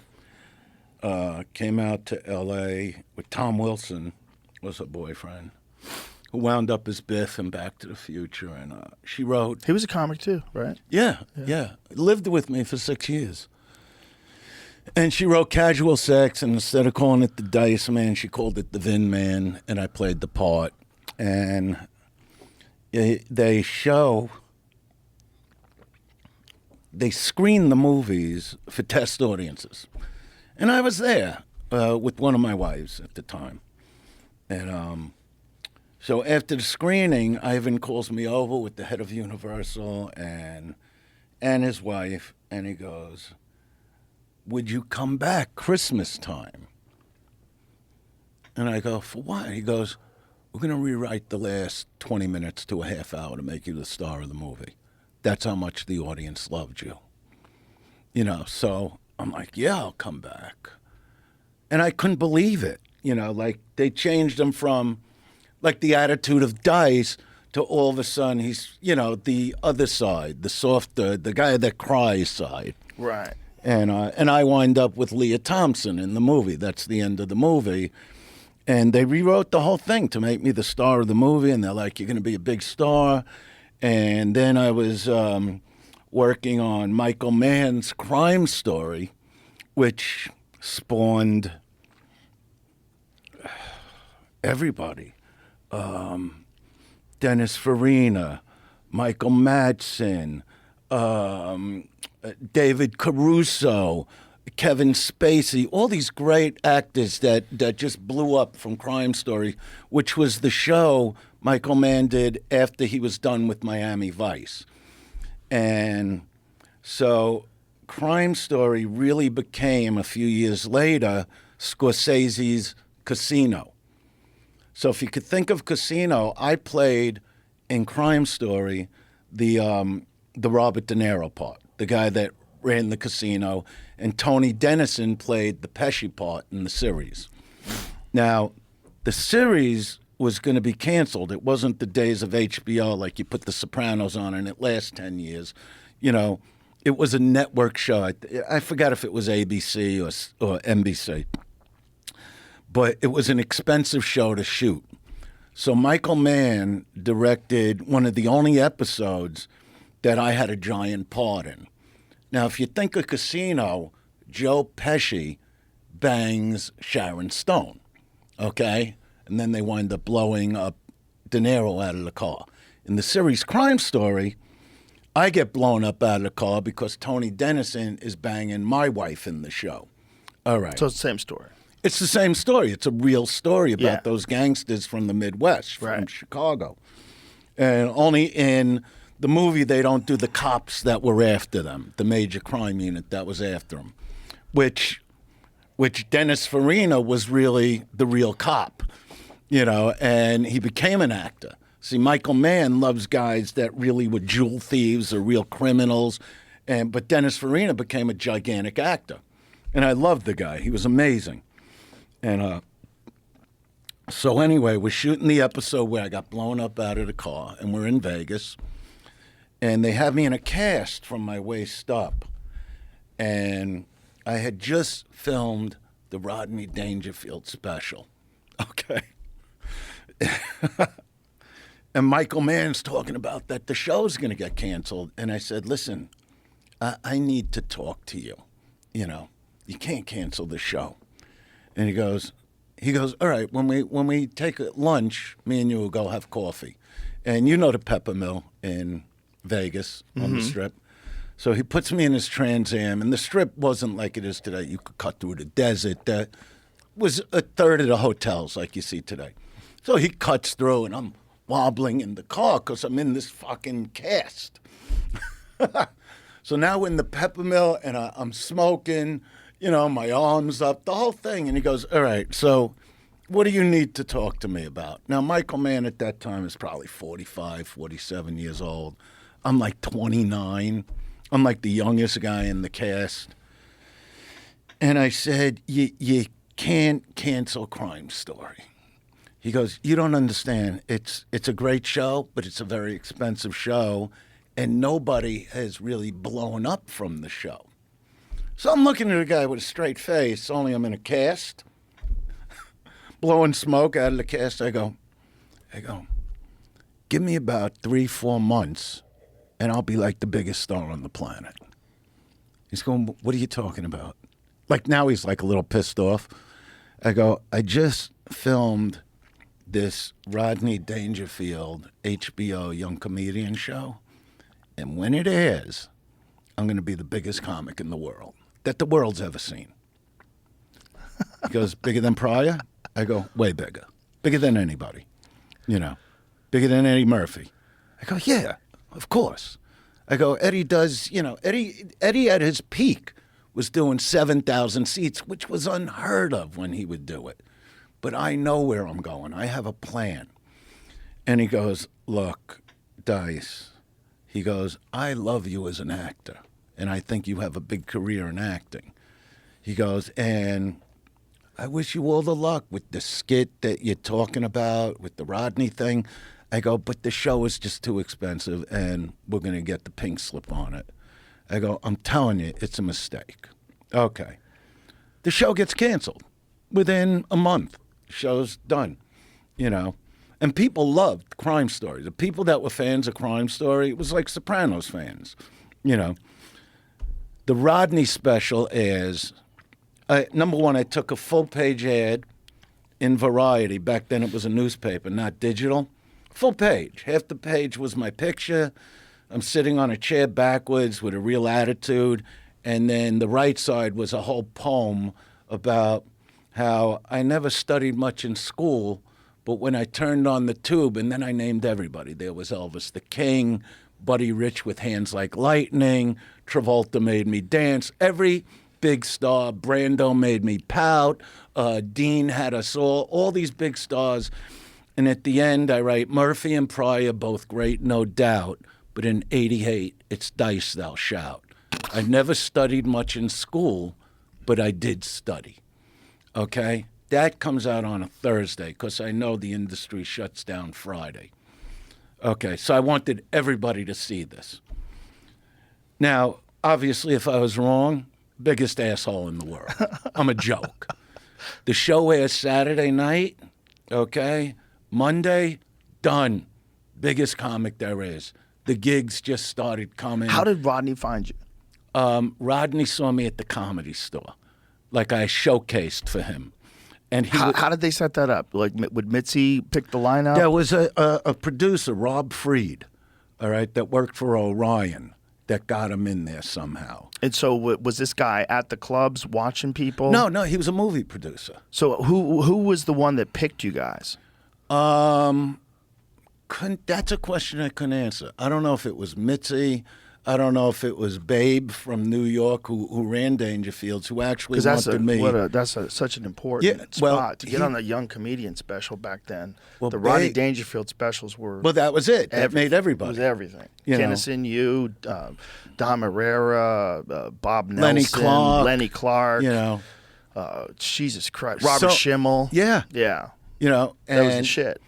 So, but you say, this is where I'm different than other comics. So, and I love Dom Herrera, but I'd watch Dom. You know, we had months to get ready. And I'm just in preparation zone. I couldn't give a fuck if there was no one in the room. I'm going up, I'm rehearsing, because all I wanted to worry about the night of the special, because you're going to be nervous inside, but they can't see it, okay? So I'm going to look right, and I'm going to play America. Had you done any kind of comedy special before that? No. Nothing. I knew what this Christ. could do, because when Kennison broke in '86, that Babe at that time was telling Rodney, you got to see this guy Dice. So I think it was Babe that got me on the showcase in '88, okay? And so the only thing I wanted to worry about was playing the room. And what I meant by the room is not just Dangerfields, America. Like I wanted them to feel me. So the outfit had to be right. Everything had to be right. So there was no way I'm going to fuck around on stage. I don't care if nobody's there. It's time to rehearse, you know, from beginning to end. So I remember doing the shot. You know, I remember leaving the hotel, the Regency Hotel, in full garb with a belt buckle this big, a Harley Davidson belt. I wanted people looking. I wanted to feel it. I wanted to feel New York, because I'm about to change my life. It was, I come off, you know, and Barry Sobel, this is great. He shows up for rehearsal that day in a motorcycle jacket. And he's always in a baseball jacket. And I like these guys, but back then comics didn't have each other's backs. It's just the way it was. So I go over to Rodney, and I go, Rodney, why is Barry Sobel in a motorcycle jacket? So Rodney goes, hey, Barry, come over here, man. Okay, what's with the leather? He goes, well, this is what I'm going to wear tonight. And you go, no, you're not, man. You're going to wear a baseball jacket. He goes, no, I'm going to wear this. You go, no, you're going to wear a baseball jacket or you're not doing the show. How's that sound? Okay, everything cool? All right, Dice, it's handled. It was great, right? So he basically wore the same jacket you were wearing. He was trying to, you know. But Do you think he did it on purpose? Yeah, 100%. You know, back then, comics weren't like you. Nobody had anybody's back. Today, comics help each other with that podcast. You know, you want to open for me? Bobby Lee's out with a great guy now. I mean, they help each other today. Yeah. Back then, stab him in the back before he stabs you. That's just how it was. So me, I just kept to myself. I felt like the Frank Serpico at the Comedy Store. God, I didn't want to make no friends. It's not like that now. No, it's nothing like that. Guys are friends today. It's a whole different thing out there. When do you think that changed? What year did that start to change? In When did the you early notice it? 2000s, when all the new guys started coming out, you know, and starting out. It all And, came out of the store, though. you know. It came out of the store because guys from New York All would come from to the the store. Guys from New York would come to the store, and they'd say that. They would say, everyone here is like real friendly. They help each other. They write tags for each other. They're all fucking around together. Mm-hmm. They go, it's a different kind of camaraderie. Well, and then that's we would what- go to the Mitzi's bar and hang out. When you saw me filming at the store, it was Yeah. all the new guys. Right. The show was about all the new guys. Yeah. You know, hey, look, I remember Bobby Lee. Like, I had Diaz open for me. I had Bobby Lee open for me. I had Sebastian open for me. Had a million openers, okay, that I would look to help. See, I'm a guy that even when I took off, I would look at Jim Norton, one of the best. You know, he if Norton was on with me, he'd say, I have a career because of Dice. Eddie Griffin. He does. He says that all the time. Eddie Griffin. I remember I had a William Morris agent. Eddie Griffin came over to me at the Comedy Store, goes, I'm going to open for you one day. I don't know who the hell he is. I happened to come to the Comedy Store. I'm going on tour the next morning. And I see Eddie on stage, who's got nothing other than incredible potential and balls and a couple bits. And that's what I loved about him, his energy. He made them laugh at nothing, okay? So he comes outside, you know, and I go, hey, Eddie, how you doing today? He goes, oh, great, you know, and he tries to, like, stand up to me, you know, because it's scary. Because I know what it was to see big stars at the store, and I'd never go over to them. Yeah. Wait till I tell you how I got to open for Pryor and became, like, Mitzi's guy for Pryor, for Robin Williams, and Eddie Murphy. I'll tell you that story, and that'll amaze you. But Eddie Griffin stand there, I go, you know, I caught you tonight. You really are pretty good. You're going to really have a career. He goes, you think so? I go, yeah, why don't you go home and pack? We leave in the morning for Philadelphia. It was the first time I did the Spectrum, and I was doing a whole tour. We get to Philly. I notice Eddie don't have a jacket. He's not wearing socks, and there's snow on the ground. So I take him shopping. I forgot which stores we went to, and I just fill him up with clothing. And that's when he started calling me Uncle D, you know, from that time on. Now we're at the Comedy Store, and I'm with William Morris. I forgot the agent. I had a lot of agents by then, you know. So I call over my agent, Michael Gruber is his name. And I said, Michael, I want you to meet Eddie Griffin. He goes, yeah, how you doing, Eddie? He goes, you were very funny tonight. Yeah, I go, can you do me a favor? Just sign him in the morning. I go, that's what I need done. You know, and I was just able to get it done. Signs Eddie. Months later, Eddie's got Malcolm and Eddie, the TV sitcom. I remember that. And from that, he went on to the movie stardom, and he's had a great career. But I used to like to do Lenny Clark. Fucking Lenny, the best. I have Lenny open for me. Number one, the crowd wanted nothing to do with the openers. It was just them doing the waves, singing asshole, asshole. They only wanted Dice. It was absolute fucking bedlam. I mean, I'd look at the crowds and go, I don't know what I'm going to do. I never went to concerts as a kid. I didn't give a shit about concerts, you know. And I didn't even go see Elvis, who I idolized. So Lenny Clark's on stage, Nassau Coliseum. They don't want anything to do with him. And he goes, look, I got to stay out here anyway, you know, and do my time. And he sits down and he starts clipping his toenails. Okay. Then he's so great. I haven't seen him in years, but I know what a wonderful Lenny's the guy he best. is. And he's had an amazing career. And this was the start of it because he calls me up when we're going to do the Universal Amphitheater. And he goes, Dice, you mind if I have some people come down to see me? I go, Lenny, that's what it's all about. I want you to go further, you know. And he gets his own television show. I think it was called Lenny. Well, the show fails miserably. My friend Peter Dobson was in it, a young actor. But they take Lenny now and they put him on Frasier. I think it was Frasier, for all the years playing a cop. So his career blew up, and he's had a great career. But I used to love that I could look at a guy and I go, I helped make that happen. just like Rodney gave me the shot of a lifetime, you know.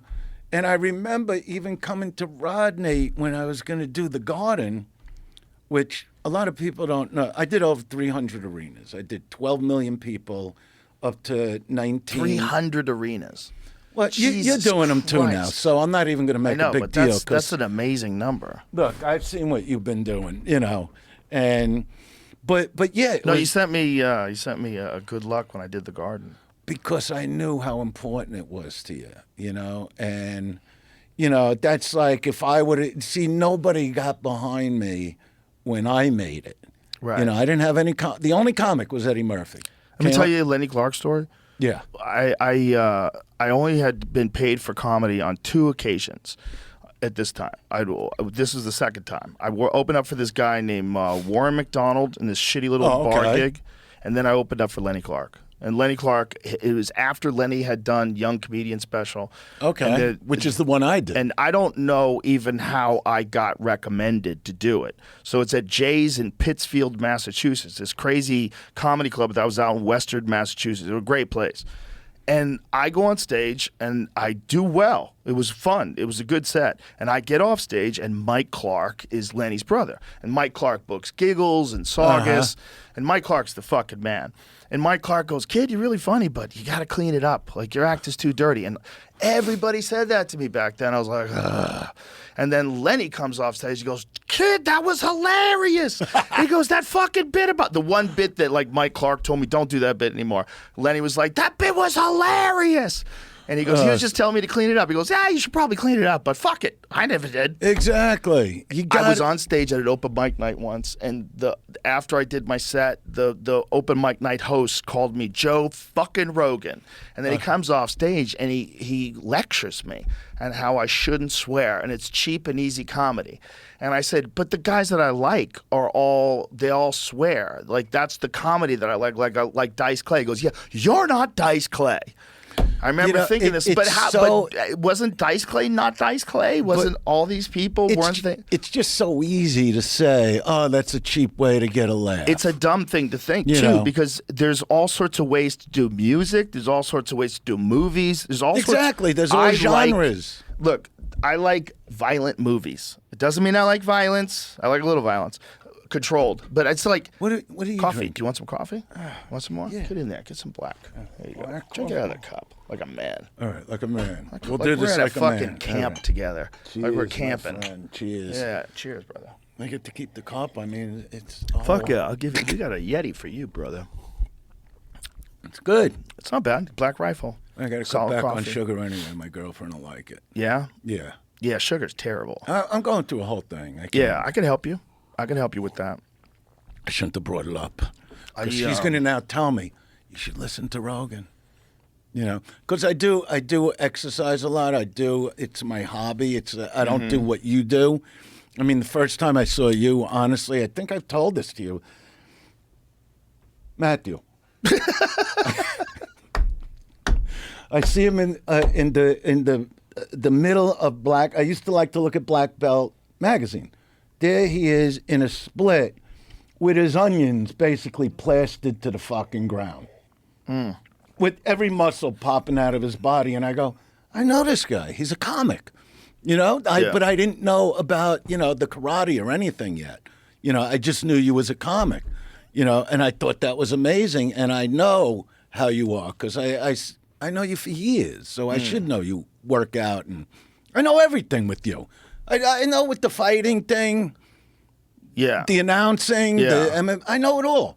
But what I'm saying is, my girlfriend will hear Rogan's telling you to cut back and have this instead of. You got to think about it this way. She gets on me with it, but There's a real simple way to think about it. Literally, you are what you eat. Actually, figuratively, you are what you eat. The only way your body has the proper fuel is if you give it to it. If you give your body bullshit, your body gives you bullshit. No, I It's do- really simple. There aren't many foods I eat. Like, I don't really believe in vegetables. You know what I mean? Well, you should try the carnivore diet then. A lot of people no, are it's very not even successful about a in diet. I'm that. 208 pounds. So Yeah, I'm but a I mean, good it's weight. not. But it's not about diet as in trying to lose weight. It's about diet as in fueling your body correctly. You don't have as much inflammation. No, and I know you do know a lot about that. You should stuff. get checked out to see if you have food allergies, because you I might don't. be dealing with. You don't No, have any. no, Have you done the whole test? None of that. None of Have you that. done the test No, where they I do have it? different things, you know. Right, but have you done that test? That test is it really works well. It's helped many people that I know. You go and they test you for a bunch of different things. Like, some people, they find out they're allergic to like certain vegetables. Some people are allergic to gluten. Some people are allergic to all kind and milk. And they Maybe don't I even will get know that test. they're intolerant to it, and they just accept that their body feels like shit. See, but I don't feel like shit. That's and I But maybe you could feel better. You know what? You're probably right about that. But what I am glad about is that, I had a heart attack when I was 60. Okay. Whoa, And I didn't know yeah, that. I had to have a stent put in. Yeah, Oh, I didn't shit. make that like news. You know what I made news? And this will interest you. All right, you're looking at me. I look normal. Yes. And I know I look normal. I got hit with a few things. I got hit with Bell's palsy. Yeah, I know about that. Okay, and I didn't hide Which from side it. of your face was it? It was this side of my face. And see, I'm a certain way because I am a fighter in my heart, And I was like, I'm not canceling my shows. And I'm not going to hide the fact that I have Bell's palsy. I posted about it. I made fun of it on stage. I would do Sammy Davis for like 10 minutes because my face is down to here. You know what I mean? Yeah. So I would make the whole face. I go, why can't I find my eye? And I would just do all that stuff. And then just getting into Sam. And that's how I would make fun of the Bell's palsy. Because also at the beginning, I during the pandemical, I changed. I don't like when people use the C word. I'll even yell at Eleanor if she says that. That's old. That word went out with high button shoes. You don't like that word? Nah. Do you really think we should abandon words at some point in time? No. I think you come up with better ones. Okay. All right, let's say, I don't want to talk about my girlfriend in this way, but I only have one girl. But you could be at a family function, and you say something like, you know what, babe, maybe we should go home now. I'm really in the mood for that glazed donut hole. You could say that in front of I kids. see what you're saying. Well, Yeah. but I'm using cunt as a pejorative. No, but what I'm saying is I use Pink Lip Lagoon. Right, but that's like an actual thing. How do you, yeah, but when that's what I'm when you're saying. saying the C word, you're Oh, saying you're it because talking the about person's like in an an asshole. argument. Like an argument. Yeah, or when someone is a Karen. You would call him a Karen now. Right? Yeah, well, Kinda, that I you don't would. get into. That's true, right? It's kind of replaced the C word. It's There's the K so word. much I can't change. I can't change. When they changed, this is when I knew everything was going to shit. When they changed, That's kind of a friendly way to say the C word. Call someone a Karen. yeah, not but inflammatory. but then all Because the, it's just a word. It's just I mean, imagine but that what if the your word name's Karen? It sucks if your name is Karen. Exactly. This lady told me once, it was hilarious. I go, she goes, hi, my name's Karen. And I said, does that bother you, the whole Karen thing? She goes, no, because I spell it different. Oh God, that's She's like, I spell it Karyn. I'm like, okay, you win. Like, what are you saying? You still No. got fucked. Hey, look, they still I- got you. They still got you. Because she was in her 40s and like they had got her with that name. Yeah. Her whole life she was fine. It was a regular girl name. exactly. No, it's You know? no good. And there's no guy name like that. It's like maybe some people say Chad, but there's some badass Chads out there. That doesn't work. Definitely not naming. You know, it's like new honky. Karens. Honky doesn't work either. You can't. It's funny that there's not one like that for a They dude. changed so many stupid things. The Karen one's perfect though. It's Yeah. like it sucks if your name is Karen, but goddamn, it's perfect. There's no little baby Karens around right now, though. I fucking doubt it. I would like to see that Nobody's steep naming that kid cliff Karen drop now. off from the time Karen became a thing to the time kids stopped naming their kids Karen. I just can't do it though, Karen. It's not a bad name. No, it's a nice name. It's a beautiful name. Yeah, exactly. So Nothing it's wrong almost with like it. you're calling somebody something nice. Yeah, You're a Karen. I- Thank you. I generally don't use it, but it is funny that it's a thing. I'm It's- just it's saying, like, interesting. when I talk to guys that come to my show and I go, you know, they're married 30 years, whatever, and I go, so you're still using the P word and the C? Come on. You know. What do you call it? Oh, Beautiful names, right? you know, moose canoe. Oh, better. You know what I mean? Much better. Tangy Tuna Tower. Tiny Tuna Tower. I go, how many times? Like, think of this. That how should many be a band. times? Don't you think a girl gets bored when the guy's head is buried in the pillow? How many times she got to hear in her life, I'm going to come? She's heard that 1,000. She's probably miming it. You know, I'm going to come. You know, I go, you come up with something different, everything changes. You know, that's how I look at life. You make it more exciting rather than You a want to be dimmer. the first.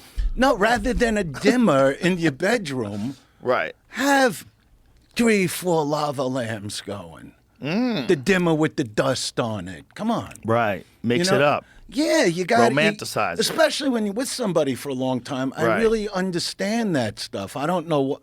Well, I don't want to do real bits on the show, but you know, I talk about all that on stage and how. See, because I was the guy they said hated women, but I don't really think. Like, I have a friend that said to me on the phone. He goes, "Look, you're 65. I understand that you still love sex." He goes, "I like it too, but not like you. You like it. It's like every time you have sex, it's like the first time." I go, "Because I always appreciated it. I always found it exciting. You know, it's like, you know, 1 minute you're saying hello to somebody and what sign are you and what do you do to make $1, and the next thing you're just banging into this fucking marbleized meat steak, you know, relentlessly, and going, all right, I guess you're mine now, you know." But I always appreciated The it. 80s. The So 80s were a magical time. but I just try to appreciate it. Like, it never gets old to me when I'm into somebody. You know what I mean? And even from many years ago, you know, they're going, "This is the guy that hates women." I go, "There's probably nobody more romantic." If you spoke to my girl, all right, we all know Valentine's Day, flowers, chocolates, bullshit, right? I need a Monday. My girl, I'm always, and I don't buy the bullshit grocery $3 flower. I go in, the flower guy knows me because I go, "Today, the tall vase," you know, and I spent thousands on it a year because I like how she feels when she gets fresh flowers. I mean, she happens to be Southern, but she just loves it, you know? She just loves the smell of it, the look of it, and it just gives me pleasure when I could do something sweet for her. That's not a holiday. I don't need a birthday or Valentine's Day when I could get you flowers every week if I want, you know, and that the doorbell rings and she goes, "Oh, this is so sweet." That's how I've been really my whole life, but not with the. But you're very sensitive to that because that was like a thing that really bothered you when people Because it were coming wasn't out. true. It wasn't true, but it was also. It's like this is what I always say. It's like when you see Brad Pitt smash that woman's face against the mantle in Once Upon a Time in Hollywood. He's not really doing that. Like, Exactly. That's not real. 100%. So. What is it about, you know, in a movie it's not real, you know, in a song that's not real, like Bob Marley didn't really shoot the sheriff, right? We all know that. So what is it about comedy that's so obviously a persona? It's so obviously this over-the-top character that you've created, and it's hilarious, and so many people like it. Why did that bother people so much? This is what's crazy about it. It's like, how come no one, I can understand if you don't like it. I can understand if it's not your thing. But it was universal, except for fans. So obviously, whoever's reviewing it is not representing everyone. Because there's so many people coming out to see you, and they're having the time of their life. And I was one of those fans. So for me, I didn't understand it. Like, as a comic, I'm like, he's just doing comedy.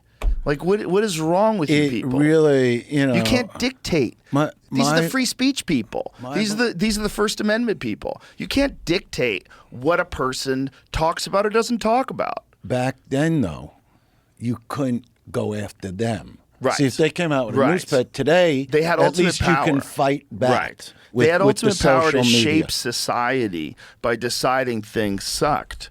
Yeah, it was a brutal Yeah. time. I It's enjoy, a brutal time. Number one, I enjoy this time way better for me. Yeah. And I enjoy getting on stage way more for me now, because these are fans that just appreciate what I do. And now I'm like grandfathered in. I'm not part of with the canceling. Yeah. I do what I do. I came through it, and I'm still standing, as they would say. So I just go on stage and do the act I want to do. And I don't care what anybody thinks about. And like I said, it is a lot more deprecating now. But you had a know. resurgence because of the internet too, though. Well, I also have resurgence because, like I said, it was always about acting to me. And, I don't know what I want to talk about. All right. So, what was it, 2009 or 10? Here comes Doug Ellen, who created Entourage. And he's getting ready to do his very last season of Entourage. And we have a meeting at the Soho Club, which is like Entourage, And he said to me, and look, when I talk to another comic, sometimes it's hard, so I'm going to say, I think you're an incredible comedian. You, on top of performer, you're an incredible comedian. Your thoughts are great. You're a worldly guy. You know a lot of stuff. So when you perform, that's why you have built the audience you have around the entire fucking world. I mean, to me, this was never even a thought in my head that somebody would come along, because to me, I always look like at Howard Stern, like, who's ever going to come along and top what this guy has done? And then slowly but surely, here you come. And now you have basically the biggest audience in the world. And that's why I tell you how proud I am, because you had enough success way before this to walk away from it all and just do stand-up. But this is something you wanted, and you took the time to nurture it and build it and do it your own way, and you just became it. And I love when I see an original, and you are an original, and this incredible comic / performer, because you don't stand in one spot on stage. I've seen you on your back kicking your fucking feet. Like, it's hilarious to me. So when I do say things about myself, don't think I'm the only one that thinks I'm great. I know others that are great, and you're one of them. And I appreciate you. Thank you very much. And I Thank you. appreciate, like, Bill Burr, I think, is amazing. I love Bill. Dave Chappelle, amazing. Chris Rock, amazing. But right now I'm sitting talking to you. So I do, I get into my story, but I like you to know what I really think of you, because I appreciate that. I know Thank how you. good that feels It to does. somebody. I appreciate you very much, And Dice. what you accomplished is unaccomplishable unless you're Joe Rogan and see it that way and believe in yourself that you're an original as you are. I really appreciate that, but I don't even think about it that way. And- I just do what I like to do, and I keep doing it, and this it's amazing. one became popular. And I am amazed by it. Thank you. And what's funny about that whole statement is that I forgot what I was going to tell you before I told you that. But it doesn't all even good. matter because of, I wanted to let you know that today. That was important to me. All those other guys, whether it's Howard or Opie and Anthony, even Imus, like all those sort of controversial radio characters, they all set the stage for this. But it was really Opie and Anthony. That was really where I really decided. I mean, that's really where I learned like how fun it is. Yeah, and just I to did hang that out. show 1,000 It times. was so fun to hang out. There was I nothing went- like it. I remember they would goof on me before I got to know them, because Anthony does a great dice. Perfect okay? dice. Okay, he does the perfect dice. It's pretty damn good. And I would get a call from, my friend and personal security person throughout the years, Club Soda Kenny, who I love don't know Club if he Soda bodyguards you, he bodyguards. No, he hasn't, but I love that guy. He's amazing, and he works with Bill Burr full time, Yeah. and he bodyguards Madonna. He's an amazing guy. the girl. The blonde girl comedian? I just that forgot her one. name for a second. Which no, one? I'm not looking to even make fun of her in Which any one? way. He worked with her for years. Now I get because when I'm talking fast, I forget certain I things. do too. He knows who I'm talking about, though. Club Soda, you know. Okay. Anyway, so he's. There's so many thoughts going through my I head understand. right now. You might have got a contact high. Is that it? I'm stoned out now. You had a stone. I think you're right. I think so too. And I like weed, but like I'll do it like at night. Right. Yeah. Well, I take things to help my memory while I'm Well, smoking it's not weed. helping mine. Yeah, you know. I can give you some. I'll give some Alpha Brain next time. It's the balancing act of the positive benefits of weed and the memory loss part. No, I've just got. You're fucking crazy. We got you. You really got me. I got you accidentally. I didn't mean to.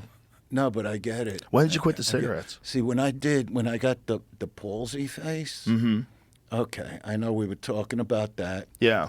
Well, I've quit cigarettes twice. I quit for 10 years, and that's the first time I went back. I didn't want to smoke or gamble, and because I was a big-time gambler with blackjack for a long time. Oh, really? Yeah, and I could What's tell like you- the most you ever bet? Oh no, it's millions that have gone around in a circle, And the first time Bobby Lee opens for me, this is hilarious. He's a new comic, okay? And I did Bally's. It was either 12 or 13 years. It was like this big multi-million-dollar deal I had with Bally's, which they never gave any comic in history. Okay, so that's another first thing. And so I bring Bobby Lee to open for me. So I lose $250,000, within, I don't know, an hour and a half of being there. You know what? I am stoned because of you. So he's sitting, I remember he'd sit on the top of the couch in the room, with his feet like on the cushions. And he's sitting there because he doesn't know what to do, Like he just saw the guy that hired him lose $250,000. I said, Bobby, I'll get it back tomorrow. It's not really, don't even think about it. Serious, let's order some food type of thing. And that's happened a bunch of times because any gambler that says he wins all the time is just lying to you. Yeah. But what I always tell my girlfriend, because I don't gamble anymore, that I go, I've gotten to do stuff that people dream of doing, that you only see in movies when you see gambling movies. I could remember one time also at Bally's. This is a good story.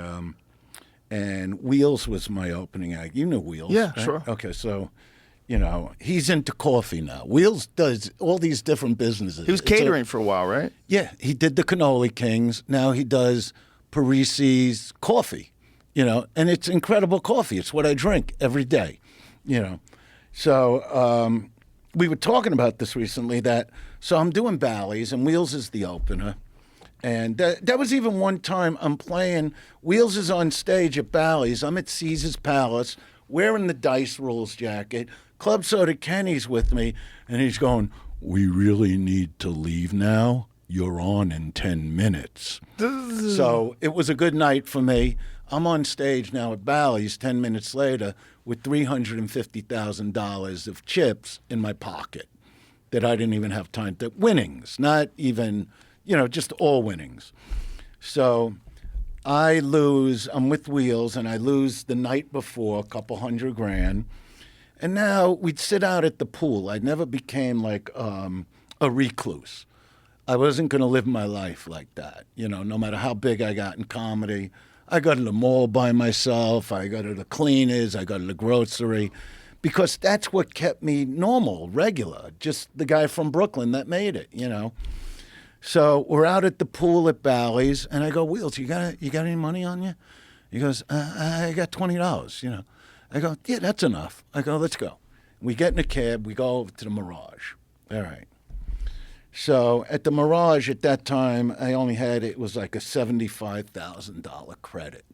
Okay, so they give me $75,000, and I had this dealer. I forgot this guy's name, and he's killing me because I play alone, and I could play the whole table if I want. So it's 5,000 a hand. That's 30,000 across the board. And this guy's killing me. Okay, but what bothered me is when they would hold the cards for me to cut. Let's say you're the player, the dealer goes like that instead of like that you could just find the spot and cut it. Mm-hmm. So when I was playing the dealer beating me, I asked the pit boss, this guy, do you mind if the dealer turns the cards to me so I could cut? And Wheels is sitting here, and I'm sitting on this end. And he goes, yeah, sure, no problem, Dice. And the guy would do it. Now they switch dealers and pit boss. Now this is the days where all the women, I hate Dice type of thing, okay? Which they really didn't. It was a small number, but the press made it like a big number. Well, the new pit boss was a woman, and she was a Dice hater. And I said, and the dealer's name was Archie. I remember because he was from Louisiana. And I said to the pit boss, I go, would you mind if Archie, because I'm not in character and I'm not on stage. I go, would you mind if Archie turned the cards to me so I could cut the cards? And she goes, no, we can't do that here. I go, well, the other pit boss didn't have a problem with it. And she goes, well, I do. Now I get mad. Now it's Dice mean, Wheels, get up. And then remind me to tell you about Doug Ellen. Okay. I just remember. Okay. Write it down. I got it. I got it. Don't worry. I got it. Doug Ellen. Right after that, I'm going to tell you Doug what Ellen. happened because it's a great story. It's Okay. like a Rocky story, So, Wheels, get up. Sit here. I'm making a show out of it now. And I go to the end of the table so I can lean across and cut the cards where I want. Wheels, get up. Go back to your seat. I go, let me tell you something, honey. Now I'm Dice. I go, you're going to be lucky if you have a job when I'm done here now. I go, because they're all watching. I go, Archie, you see the last chip in the $5,000 lane? No, not the first lane, the second lane. That's yours. How does that sound? Nice tip? Because that would be great. I go, let's play cards. And I start playing. 2 hands, 3 hands, 6 hands, and I'm just winning. But I'm not stacking the chips. I'm just throwing them like this. I don't even know what's there, right? He's down to the last 2 chips on the second row. And I go, all right, this is what I'm going to do. I go, honey, I want you to pay attention because I got a little thing I want to ask you. I go, I want a blackjack, Archie. I'm going to take the ace of spades, and then I'm going to take the queen of spades. Okay, that's how you're going to deal it to me. Sweetheart, I don't know what shit pay they give you here for the 12 hours a day you got to put in, but I'll bet, and I don't know what's here, but I'm sure it's more than what you make a week, or a year, or maybe the next 5 years. But I'll bet all this that I pulled those cards exactly the way I'm saying it against your pay. What do you say? And she goes, we're not allowed to do that. I go, all right, Archie, give me the ace of spades and give it to me slowly because I make a sound effect noise. I do it when I film, which is this noise. And there's the ace of spades. I got to tell you, and this is a true story. How do you these know? stories are so unreal. Just gut. I swear to God, it's my gut. So that's why I'll tell you, don't think I've never lost. I've lost a ton of fucking money, but I've won a ton. That's the beauty of it. Yeah, but you're not just guessing that you're going to blackjack. You're guessing the actual cards. It's just a gut feeling. Did you ever do it again after that? No, wait. Okay. So now I look at this woman, I go, I'll tell you what, same bet. If I don't pull the queen of spades, you win all that against your pay for the year. She goes, no. All right, Archie, let's not fuck around. Just give me the queen of spades. Boom. There it is. Even Wheels couldn't believe it. And honestly, Joe, I'm sitting here, and I know millions of people listen to you. I couldn't fucking believe it. It just came out that way.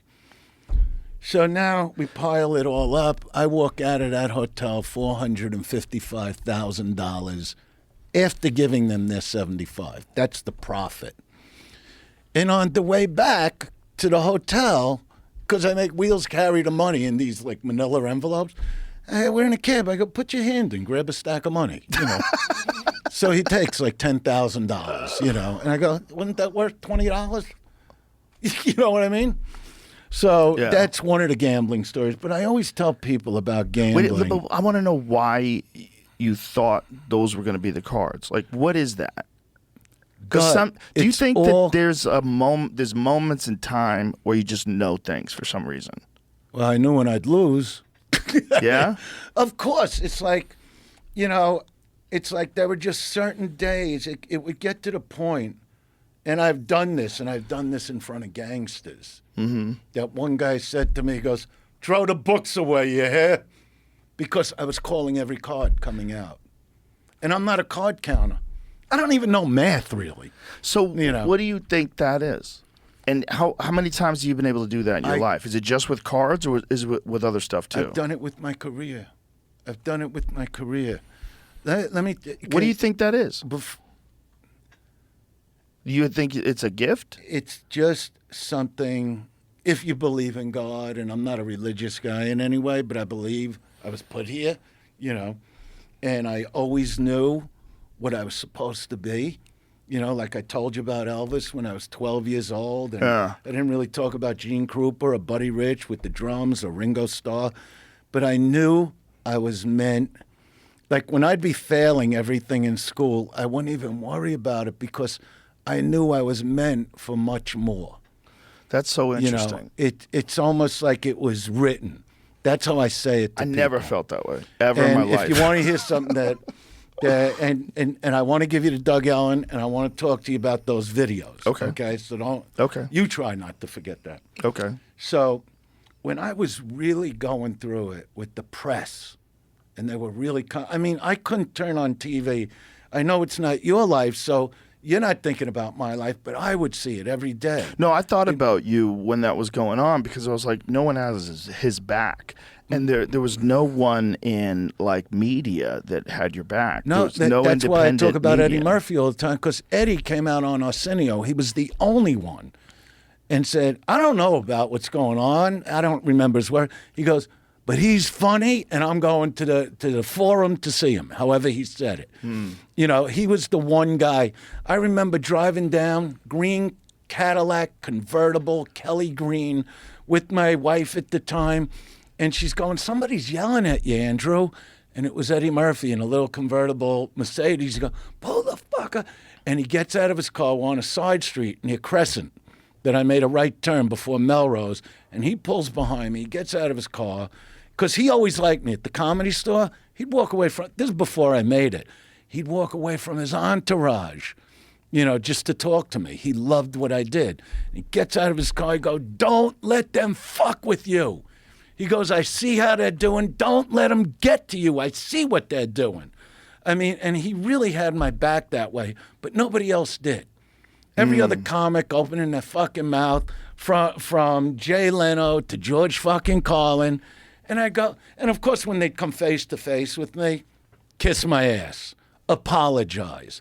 That's how these fucking guys were. That's why I get angry now even, because, you know, I like guys like Leno. I think, I'll even say it now, I think he's one of the funniest guys out there. But what a dickhead. Like, he used to stand leaning against your motorcycle before I ever made it, you know, talking to me all the time.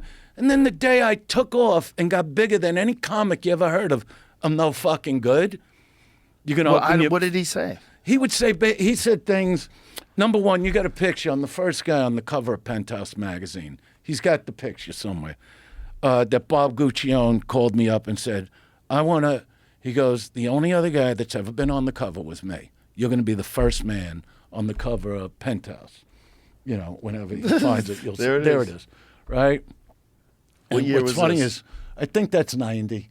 And actually, one of those girls were pregnant at that time, which is 4 months pregnant. And he goes, I'm going to put you on the cover. And then he tried it with other guys. Like, I don't want to name names, but it didn't sell like this sold. So he stopped doing it. He thought he was going to start a trend when he put me. And then he had me again, did a whole photo shoot with me in suits. I stayed at his house in Manhattan. He had a townhouse, Judy Garland's gold piano. You walk into this place. He's with his wife. Over the railing, there's a pool inside the house. He put me in what he called the black room. The whole room was black with the mirrored fucking ceilings, the red bathroom. It looked like the Comedy Store. And then all the girls were staying there, and we did a whole photo shoot. That's the second time I was in Penthouse.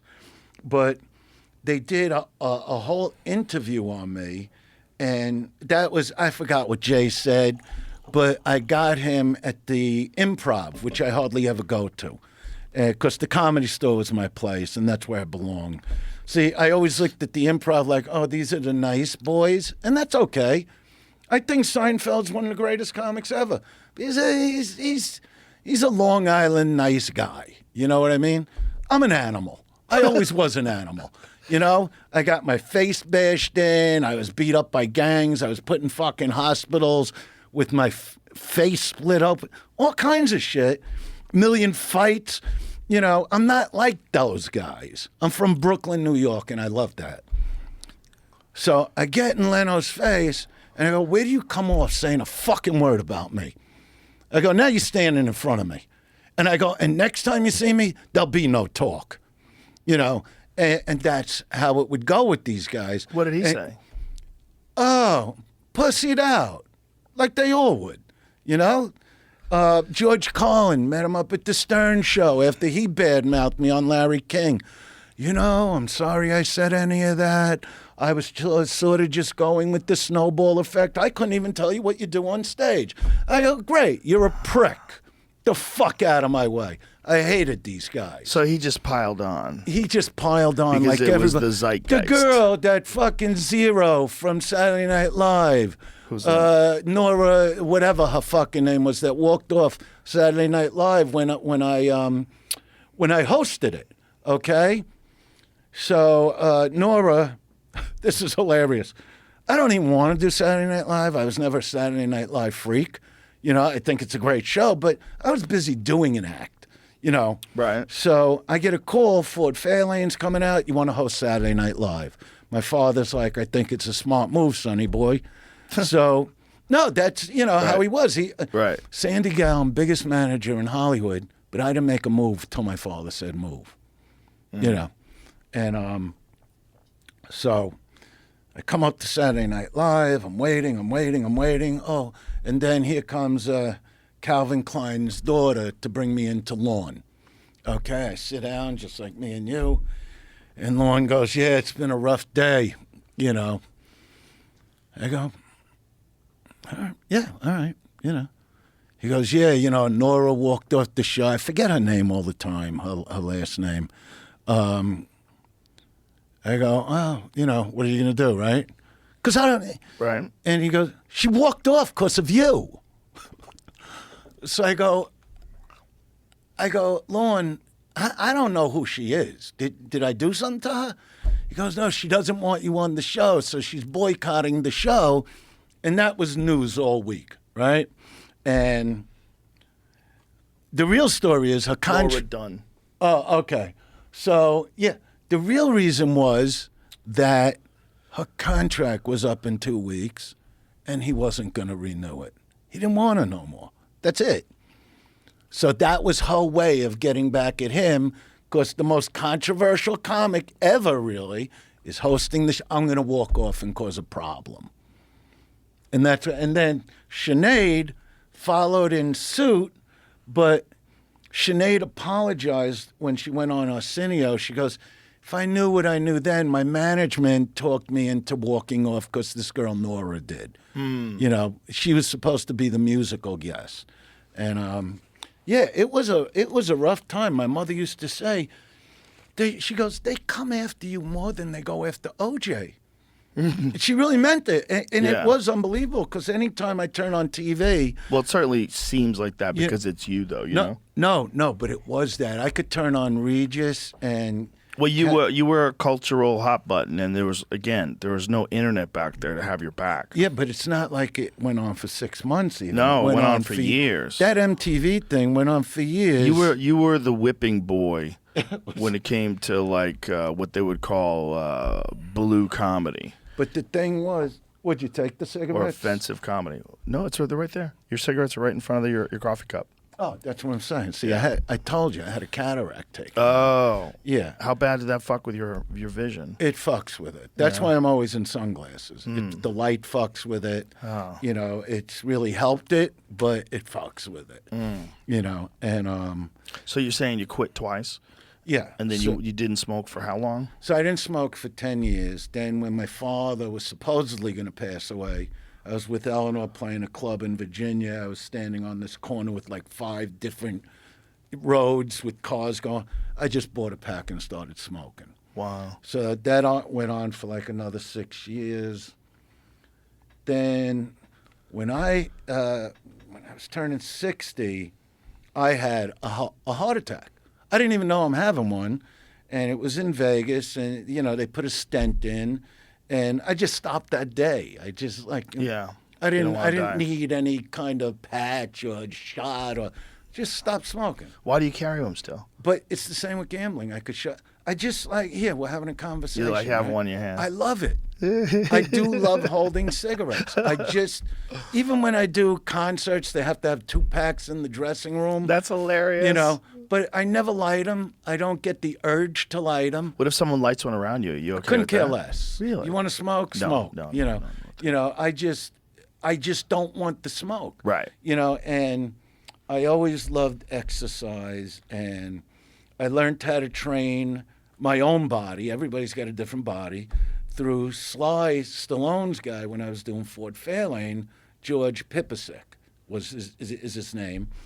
And George was Mr. Czechoslovakia for 4 years. And when steroids came into the business back then, he just quit. He didn't. And he had a body like Tarzan. And he moved to America, built his own gym and every machine in it on Olympic Boulevard. And when my career took off, I became good friends with Sly. And I met George at his house, and George taught me how to train my own body, you know. And I've always stuck to and it always just works. Can I stop you for a second? What the fuck was going on with that one interview where you went on some news show? I don't know if it was CNN. CNN. Okay. That was one of the most ridiculous things. Can we please play that? Because it's one of my favorite We're never Dice gonna get to videos. Doug Allen. We'll get to Doug Allen. And the videos. We'll get to anything. Let's start from the beginning. Put the headphones on. This is one of my favorite videos. Wait, this Let's is talk a little bit about where your career has been. where your career has been. You, of course, you were a headline guy, I'm and still then a headline guy. You know what I mean? for a while you popped out. Now you're coming back. I For a come while, back. for a It's while you what were I actually do, you know what I mean? you were running a gym. Tell us about that. Running a gym. Weren't you running a gym at some You're supposed to point? be a news guy. Where you getting your That's fucking our information? research. You weren't- you This weren't? is ridiculous. I come on CNN, and the guy don't even know what he's talking about. Go ahead. You at no point were you running a gym? No, running a gym. What, No, you you need didn't a take a workout or timeout? something? Jesus fucking Christ, with these guys. I come on the news for 2 seconds, and you want to... Every All time right. I do an interview, a guy wants to open his fucking mouth. Can't All right, even Andrew, do a little thank you fucking very much. routine We here. thought that you know could what? hold Go back. fuck yourself. You know what? All right. Fuck the whole fucking network. We'll go back to talking about Art Carney. Well, whatever happened to that guy? I love. That guy Gone. was so good at his job. Gone. CNN is so good at hiring Gone. people. You know, just gone. They're the best. And he deserved it because That was just so ridiculous. Like, you know where I was the next night? well, Sold out, Beacon Theater. I sold out the Beacon about 20-something times. I couldn't even tell you how many. And it's like, why is this guy, what? And I remember doing interviews about it back then going, what was it? His mommy doesn't like me? no, That's how I felt about I'll tell you it. what it is from the outside. There was like a cultural narrative. And the cultural narrative is if you're a good guy, you hate that guy, and you don't think that's funny. You don't think the things he says are funny. And again, I bring it to like all other kinds of fiction, whether it's movies. I like violent films and violent books. I enjoy them. I don't know why. I like them. I don't think that's really happening. I don't think that's real. Like, is it fucked up that people getting shot is entertainment for people? I don't know. It's up to you. But no one's really getting shot. So what the fuck are you worried about? It's Equalizer. Like, but the thing is, like, you don't have to like it. That's the thing. It's like, for some reason, it became like a hot button cultural issue, like where your comedy this character was demeaning, and it was going to cause other people to be demeaning too. But my thought was always like, is it going to cause you to be demeaning? Are jokes going to cause you to be demeaning to people? Is that really possible? So then, who are we talking about? Are we talking about kids? And is that what's that on? Is that on the parents? Is that on the teachers? Is that on the kids? Or is that on Dice to raise your kids? Like, what is that? Number one, I just think, we've been so held back now.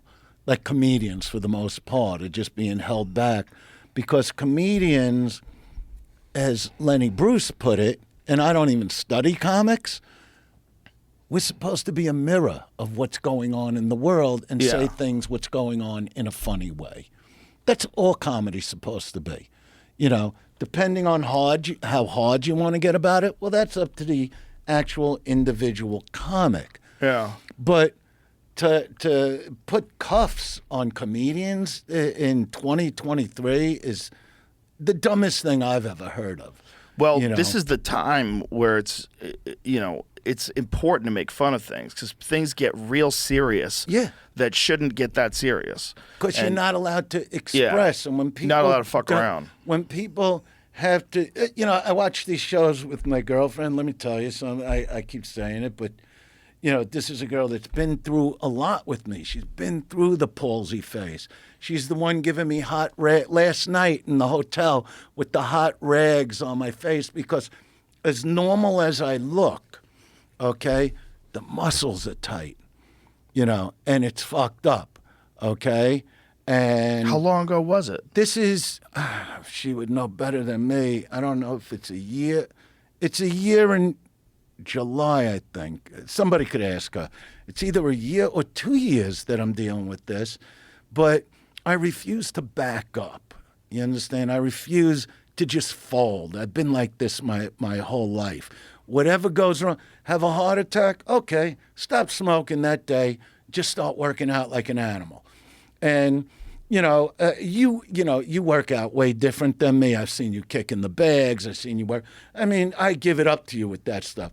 But even if I do crunches, I do sets of 100. So I'll do 600-700 a day just to start the workout after I do some cardio. It's all about repetition to me and just staying as good as I could feel. If I don't feel that good in my chest because I'm paranoid because I had a heart attack, when I'm in the gym and I'm pumping the weight, doing the chest work, I go, all right, you're okay, because I was taught a long time ago by a cardiologist, the heart is a muscle. And if the heart can't handle it, it won't let you do it. It's that simple. And even when I got my heart attack, I'll never forget, the minute I was told I could exercise a little, I went up Runyon Canyon because I was either going to make it to the top of the canyon or not. I'm not willing to live my life in fear. Fear stops people from doing all kinds of things they want to do, even going after a career. So I just refuse to do that. And yeah, if I got to feel some tightness in my face, I'll feel it. If Do I'm they not know what sick, caused it? Stress. All stress related, they said. And stress is a very real thing. There's a lot of very real things. My bills for the longest time were $50,000 a month for probably 30 years of the last 35. That's just the overhead. Right. Very stressful. I've gone through a ton of marriages. So thank God I cheated on all of them. Yeah, because I don't want to cheat on a girlfriend because there's nothing at stake. Right. What's she going to do? Pack a bag and leave? You cheat on a wife, you could lose houses, money. alimony. There's a lot, you know what I mean? So, yeah, I've enjoyed that process. Actually, actually, the only two girls I never cheated on in my life, and I take a lot of pride when I say this, is because, Eleanor is my opening act. Yes. And also, to me, one of the strongest, I can't even call her a girl comic because she's so great up there. She's fantastic. She is, to me, one of the best comics I've ever worked with. Eleanor was the funny waitress for the longest time. And we've told the story. I told the story when she came on the podcast. She was the person that I always go to. Like if someone new in town, I go, "Hey, did you see their set?" And she go, "They're kind of hacky." She never puts the phone. Every comic in the world has her number. I just couldn't stand. See, people got to understand. She was first my friend, then like an ex-fiance now, and then she started doing stand-up. And the first time I put her on stage, she was off stage in 4 minutes. The crowd didn't even let her get going. It was at Westbury Music Fair, and anybody else would have quit the business from that humiliating moment. Was that her first set ever? Yeah. And I screamed at that crowd. I hated them for that because it's like, this is my opener. You know what I mean? Yeah. Have some fucking respect. I didn't even want to go on. Well, not only that, but to be your opener and to have that be your first time ever on stage, that's insane. But she didn't stop. And what she started doing, 3-4 sets a night. Yeah. To this day. She hustles. To this day. She's at the mothership, too. There isn't a crowd I've seen her bomb in front of. She kills every time, she's very, all very the funny. time. My other favorite opener was Jim Norton, that the first time he opened for me, and I put her right next to him, as my two favorite openers ever. Because I actually got, when we were in Canada recently, so I only normally do one show a night. Because I don't want to rush the crowd out. They pay a high ticket price to see me. So I like giving them time. I like digging into the bits and coming up with stuff. And it's not the day the laughter died. I want to kill them. I want them to walk out and go, I never saw anybody like this. He's better today than he was 30 fucking years Well, we got ago. a chance to see you, me and Norton, and a couple other folks, Anthony, and who else was with us? Yeah, we got in to see you at Vegas, the at the Riviera. Riv. That was like one of the last. That was very nostalgic for me because that was. I loved that place. I loved the Riv. There wasn't that many. I think you were one of the last shows there before they shut down. That's when I think they demolished it. Didn't they demolish Riviera?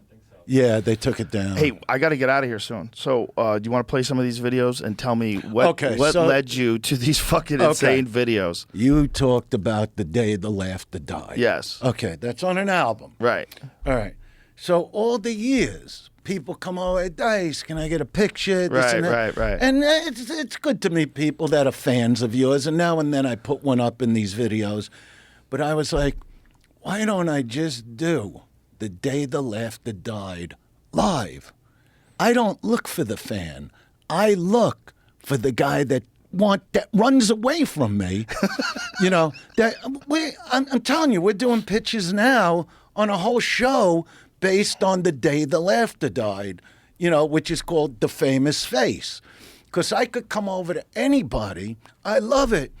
There was a girl in Florida. I don't know if we have her. And these are people that don't know me.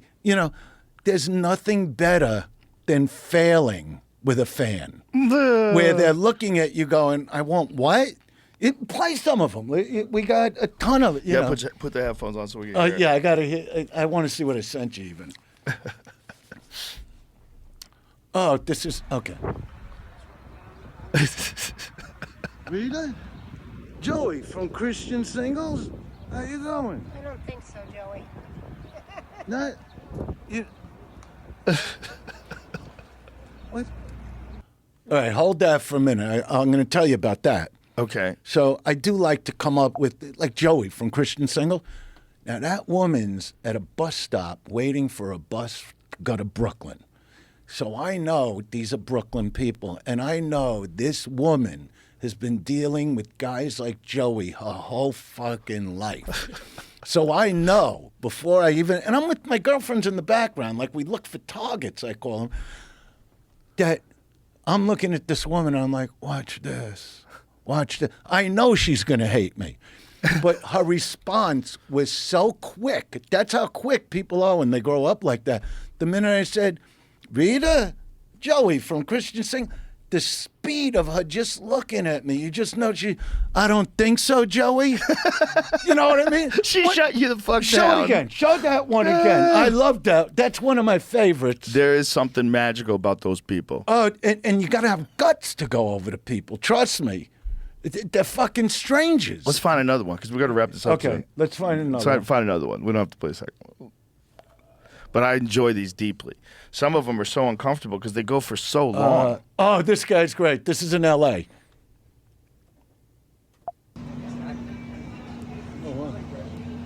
All right. This is called a show. All right. I don't normally do this, but you guys seem like good guys. Yeah. All right. You ready? Yeah. Funny. Omar the hubby went to the cupboard to get her old dog a bone, right? Yeah. She bent over, Oh, sorry. right? Yeah. You know. Yeah. Wait, I was listening. Sorry. No, like the bone of her own. The bone of her own. What do you want me to do? All right, give him a third one. Give him a third one, please. I love these so much. They're so uncomfortable. Oh, this get guy that looks girl- amazing. This guy looks amazing. Oh no, this is no. Play that one though. Play that one. This is great. Okay. I don't believe it, Billy. How you doing? This is so. Billy Joel. Give me a hug. This is so. Cause I never got to see you in concert. You know what I mean? So this is like a thrill to me. I don't know. And like, I only need 3 songs from you tonight. I know you're gonna do a lot, but like just the way we was. That's one of them, right? And the Uptown Girl thing, and oh how we you know the rain. We made it through the rain that day. Huh. No way. That ain't me. What do you mean that?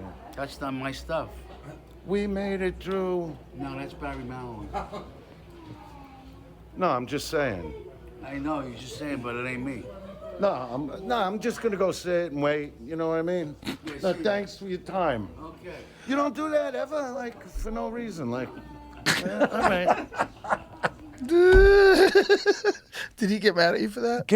Do you see like Get the girl? Who's the girl? The heavy, that girl to the right. What? This isn't. Watch. Okay. I just. Joey Pineapple from Christian Singles. Joey Pineapple from Christian Singles. I love it. Hi, Joey. Read it. Sport. Joey Pineapple from Christian Look at the Singles. glasses. Joey Pineapple from Christian Singles. I love it. She shut you up. But so what happens on the internet is that the fans, my real fans, get really pissed off at these people going, how do New Yorkers not fucking know that this is Dice? Well, you're in a costume. No, well, look at the glasses. Yeah, it's like they're a crazy. windshield. Yeah, you know. you can't even see your face. But also, now and then, I do put up a real fan because, you know, I can't have people think nobody knows me.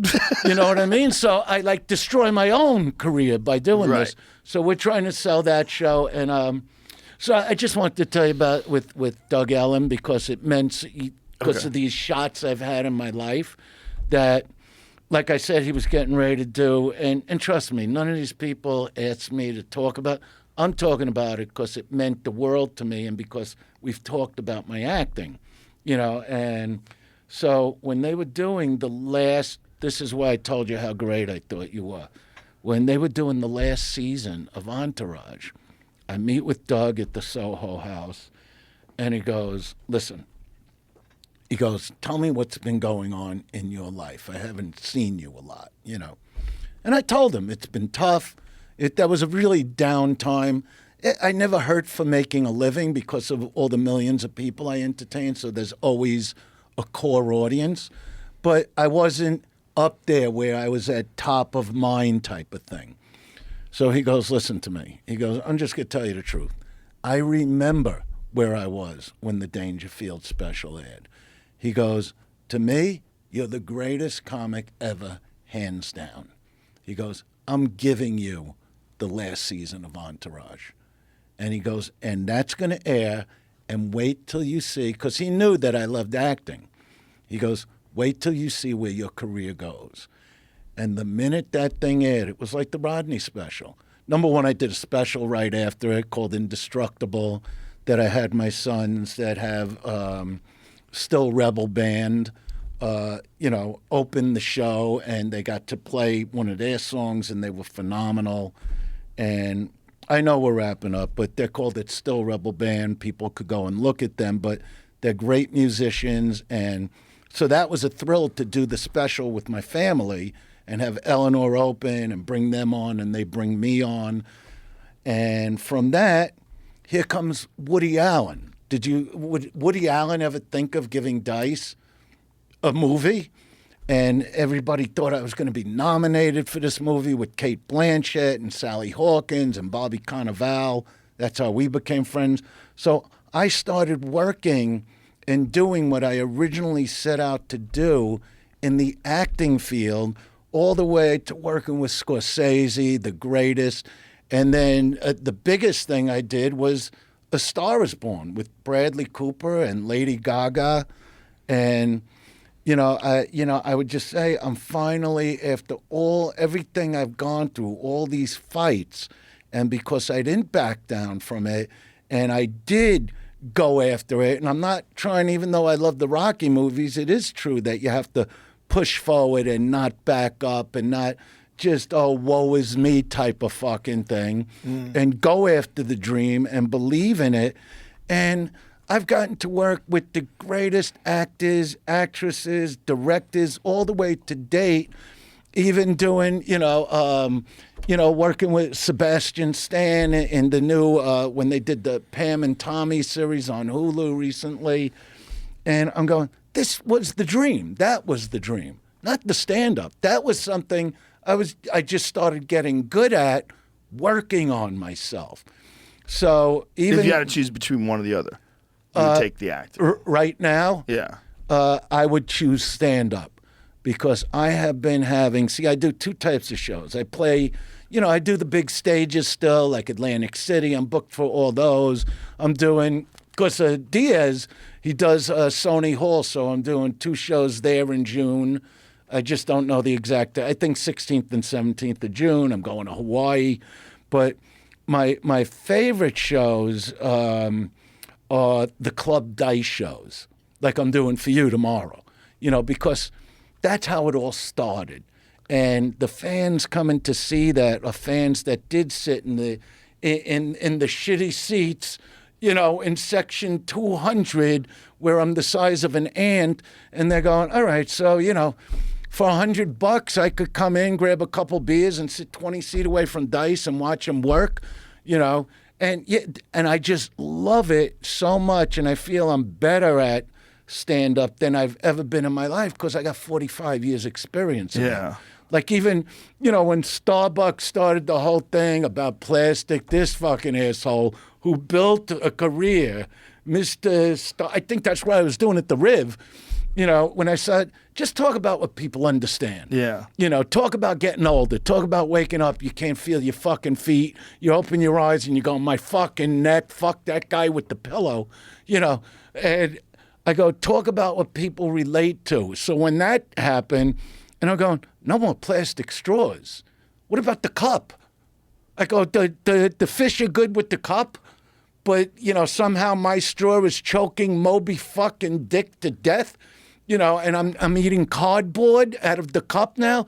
So it's just real stuff people relate to. Like when I talk about the sex, and I'm not going to go into routines, but I'm just saying being real on stage. Like, So what you're saying is you're having fun.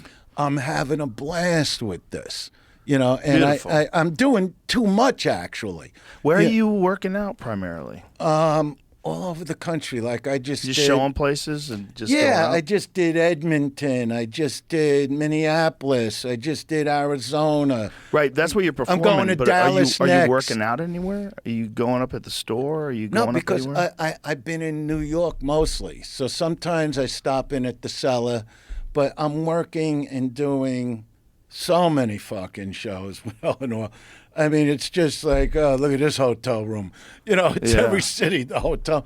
That's what I can't take, the travel. Yeah. You know what I mean? And I do deal with a lot with the fucking palsy face. And like I said, it looks good, but it bothers. The stiffness, gets to me. And, you go to a town, you want to work out. Well, there's a gym in the hotel, and it's, I mean, your gym is one thing, but I like to have the routine, but I love entertaining the people, and I love, like I said, I love the club dice shows. I love the concerts, but, and I'll do up to, I don't know, 2,500 seats will be about the max I'll do, but 300 seaters, 200 seaters, the best. I could go for 2 hours in those places, because the audience is eating up. Like I could imagine, I know he's gone, but if Elvis was alive and doing little concerts, in 500 seats, I'd be there. Yeah. I'd want to see that. Well, I think all the best comics agree that doing the clubs is kind of important. It's everything. You can't just do big places, and there's something about doing the clubs, like it just brings. There's an intimacy. There's a lack of bullshit. Joey, It tightens up your material. I'm going to tell you, when I was doing all those arenas, and I know you do them now, I started getting claustrophobic, right? After about 3 years, it was hard to take. So I get a call because I became great friends with Axl Rose and Guns N' Roses. So Axl calls me, and he's talking like common sense to me, because he goes, I want you to open for me at the Rose Bowl, in between Metallica and us. I need you to open the show. And I'm like, I love you. You're going to kill it. I go, I can't do that anymore. I go, it's too many people. He goes, Dice, you just come out and look at the sky. It'll be great. And this is Axl, who's been called nutty, talking common sense. I go, you're right, it's outside. Now, you're talking about a show, it was 104, over 100,000 people, 104,000, a little more than that. And Metallica just did 2 hours, and I'm backstage with the camera, and the cameras were big back then, and I'm filming Slash, and he looks up, and he goes, who's behind the camera? I go, it's Dice. He goes, I was just thinking, like, what are you going to say when you go out there? I go, oh, that's really helping, man. 104,000 people. Let me tell you, number one, it was one of the greatest moments of my entire career, and I walked out to Queen, We Will Rock You. So the drum beat's playing, boom, boom, da. The minute I walked out, I could have done 2 hours. The whole stadium stood up for me. I got a chill. It was unreal. And afterwards, they have after parties that are bigger than most concerts, and it's always a theme, and it was Casablanca, okay, with a 16-piece orchestra. And I would always tease Matt Surum about, you're a good drummer, but, you play rock and roll. That's pretty simple, basic shit, And but I would tease him because he's obviously a great, great rock drummer. And all Axl wanted to do after the show was just hang with me and sit at a little table with him and me, my girl and his girl. And Surum is over there. And I go, all right, let's put this all to rest. And I go over to the band, which is you got Marilyn Monroe's walking around, Humphrey Bogart's walking around, And I go over to the band leader and I go, do you have the chart for Sing, Sing, Sing, which is a Benny Goodman song that the drums play a big part. I'm sure dan, dan, dan, you know the song, right? So there's a big drum solo in that, like a tom-tom, big thing. And I get behind the set and I go nuts on the solo. Like real big on the tom-tom, like Gene Krupa type of drumming. And afterwards, I come over and I hand Surum the sticks, and I go, show me when you could do that. Because I'm playing the entire arrangement by heart. The whole band is reading it off the chart. I just know the song, and I know how it goes. And to experience that kind of moment is unreal, and then, I don't think you would know this, but I was very... I helped put that band back together. That's why they're out there. Really? My son, Max, when he started playing drums, he was 11 years old. At 15, he goes, Dad, because he knew I was close with the band. He goes, you know you're the only one that could put that band back together. I go, why? Why me? He goes, because you don't gain anything. I go, what do you mean? He goes, you don't want anything. And I didn't, you know. I said, well, we'll see, maybe one day. So now, years later, I'm touring Australia. And the minute I got there at the hotel I was staying at, there's Slash having breakfast and sitting out on the porch on the rooftop of this, whatever city I was in Australia that I landed in, the main city. So Sydney? Melbourne? Sydney. So I come over behind him. I go, yeah, because I was still smoking back then. I go, mind if I smoke? He goes, yeah. And he goes, Dice! And he gets all excited, and we start talking. So now it gets to a part. I said, so what happened with the band? What are you doing here? He goes, well, I'm playing the Star Spangled Banner at the football game today. And I look at him, I go, really? That's what you did a 17-hour flight for? I go, that's big. And he goes, what's wrong with that? I go, you had the greatest rock band in the world. What happened? He goes, well, I did hear Axl's been showing up for his shows at the Hard Rock in Vegas. I said, yeah, I closed the last one for him. I opened the last one for him at the Joint in Vegas. And I go, so wait a minute. So you mean to tell me this band is not together? Millions of new fans, forget the old fans, don't get to hear the band because probably one of the top 3 greatest frontmen ever shows up late for some of the shows, and that's why you took a 17-hour fucking flight to play their fucking national anthem like an asshole? And he starts laughing. Okay, so now I'm in it. I come back to the States. I called Duff, who I was more friendly with than the whole band, and asked him to come check out my sons on Burbank Boulevard. They were playing a club. And so he comes with his wife, and the band was really tight at that time. This is before pandemic, you know, and he stayed through the whole set. Because let me tell you something, with a rock star, if they don't like what they're hearing, we got to get home. We got a babysitter. You know the deal. Yeah. If you see a shit comic, I got to go. I got to be up 6 in the morning. Okay. He turns around to me. He goes, they're ready. You know, he loved the band. That's awesome. And he's sitting this close to where my son Dylan is playing lead guitar and singing, which Dylan couldn't get past. It was amazing. I wouldn't be able to do it, you know. The next day, we go to Starbucks. It's me, him, Tom Mayhew, who was the road manager, and my son Max, who's the drummer in our band. And so we're talking about the next move to put G&R back together. So Tom is like, well, the thing is, every time Slash puts out a tweet, it's always condescending.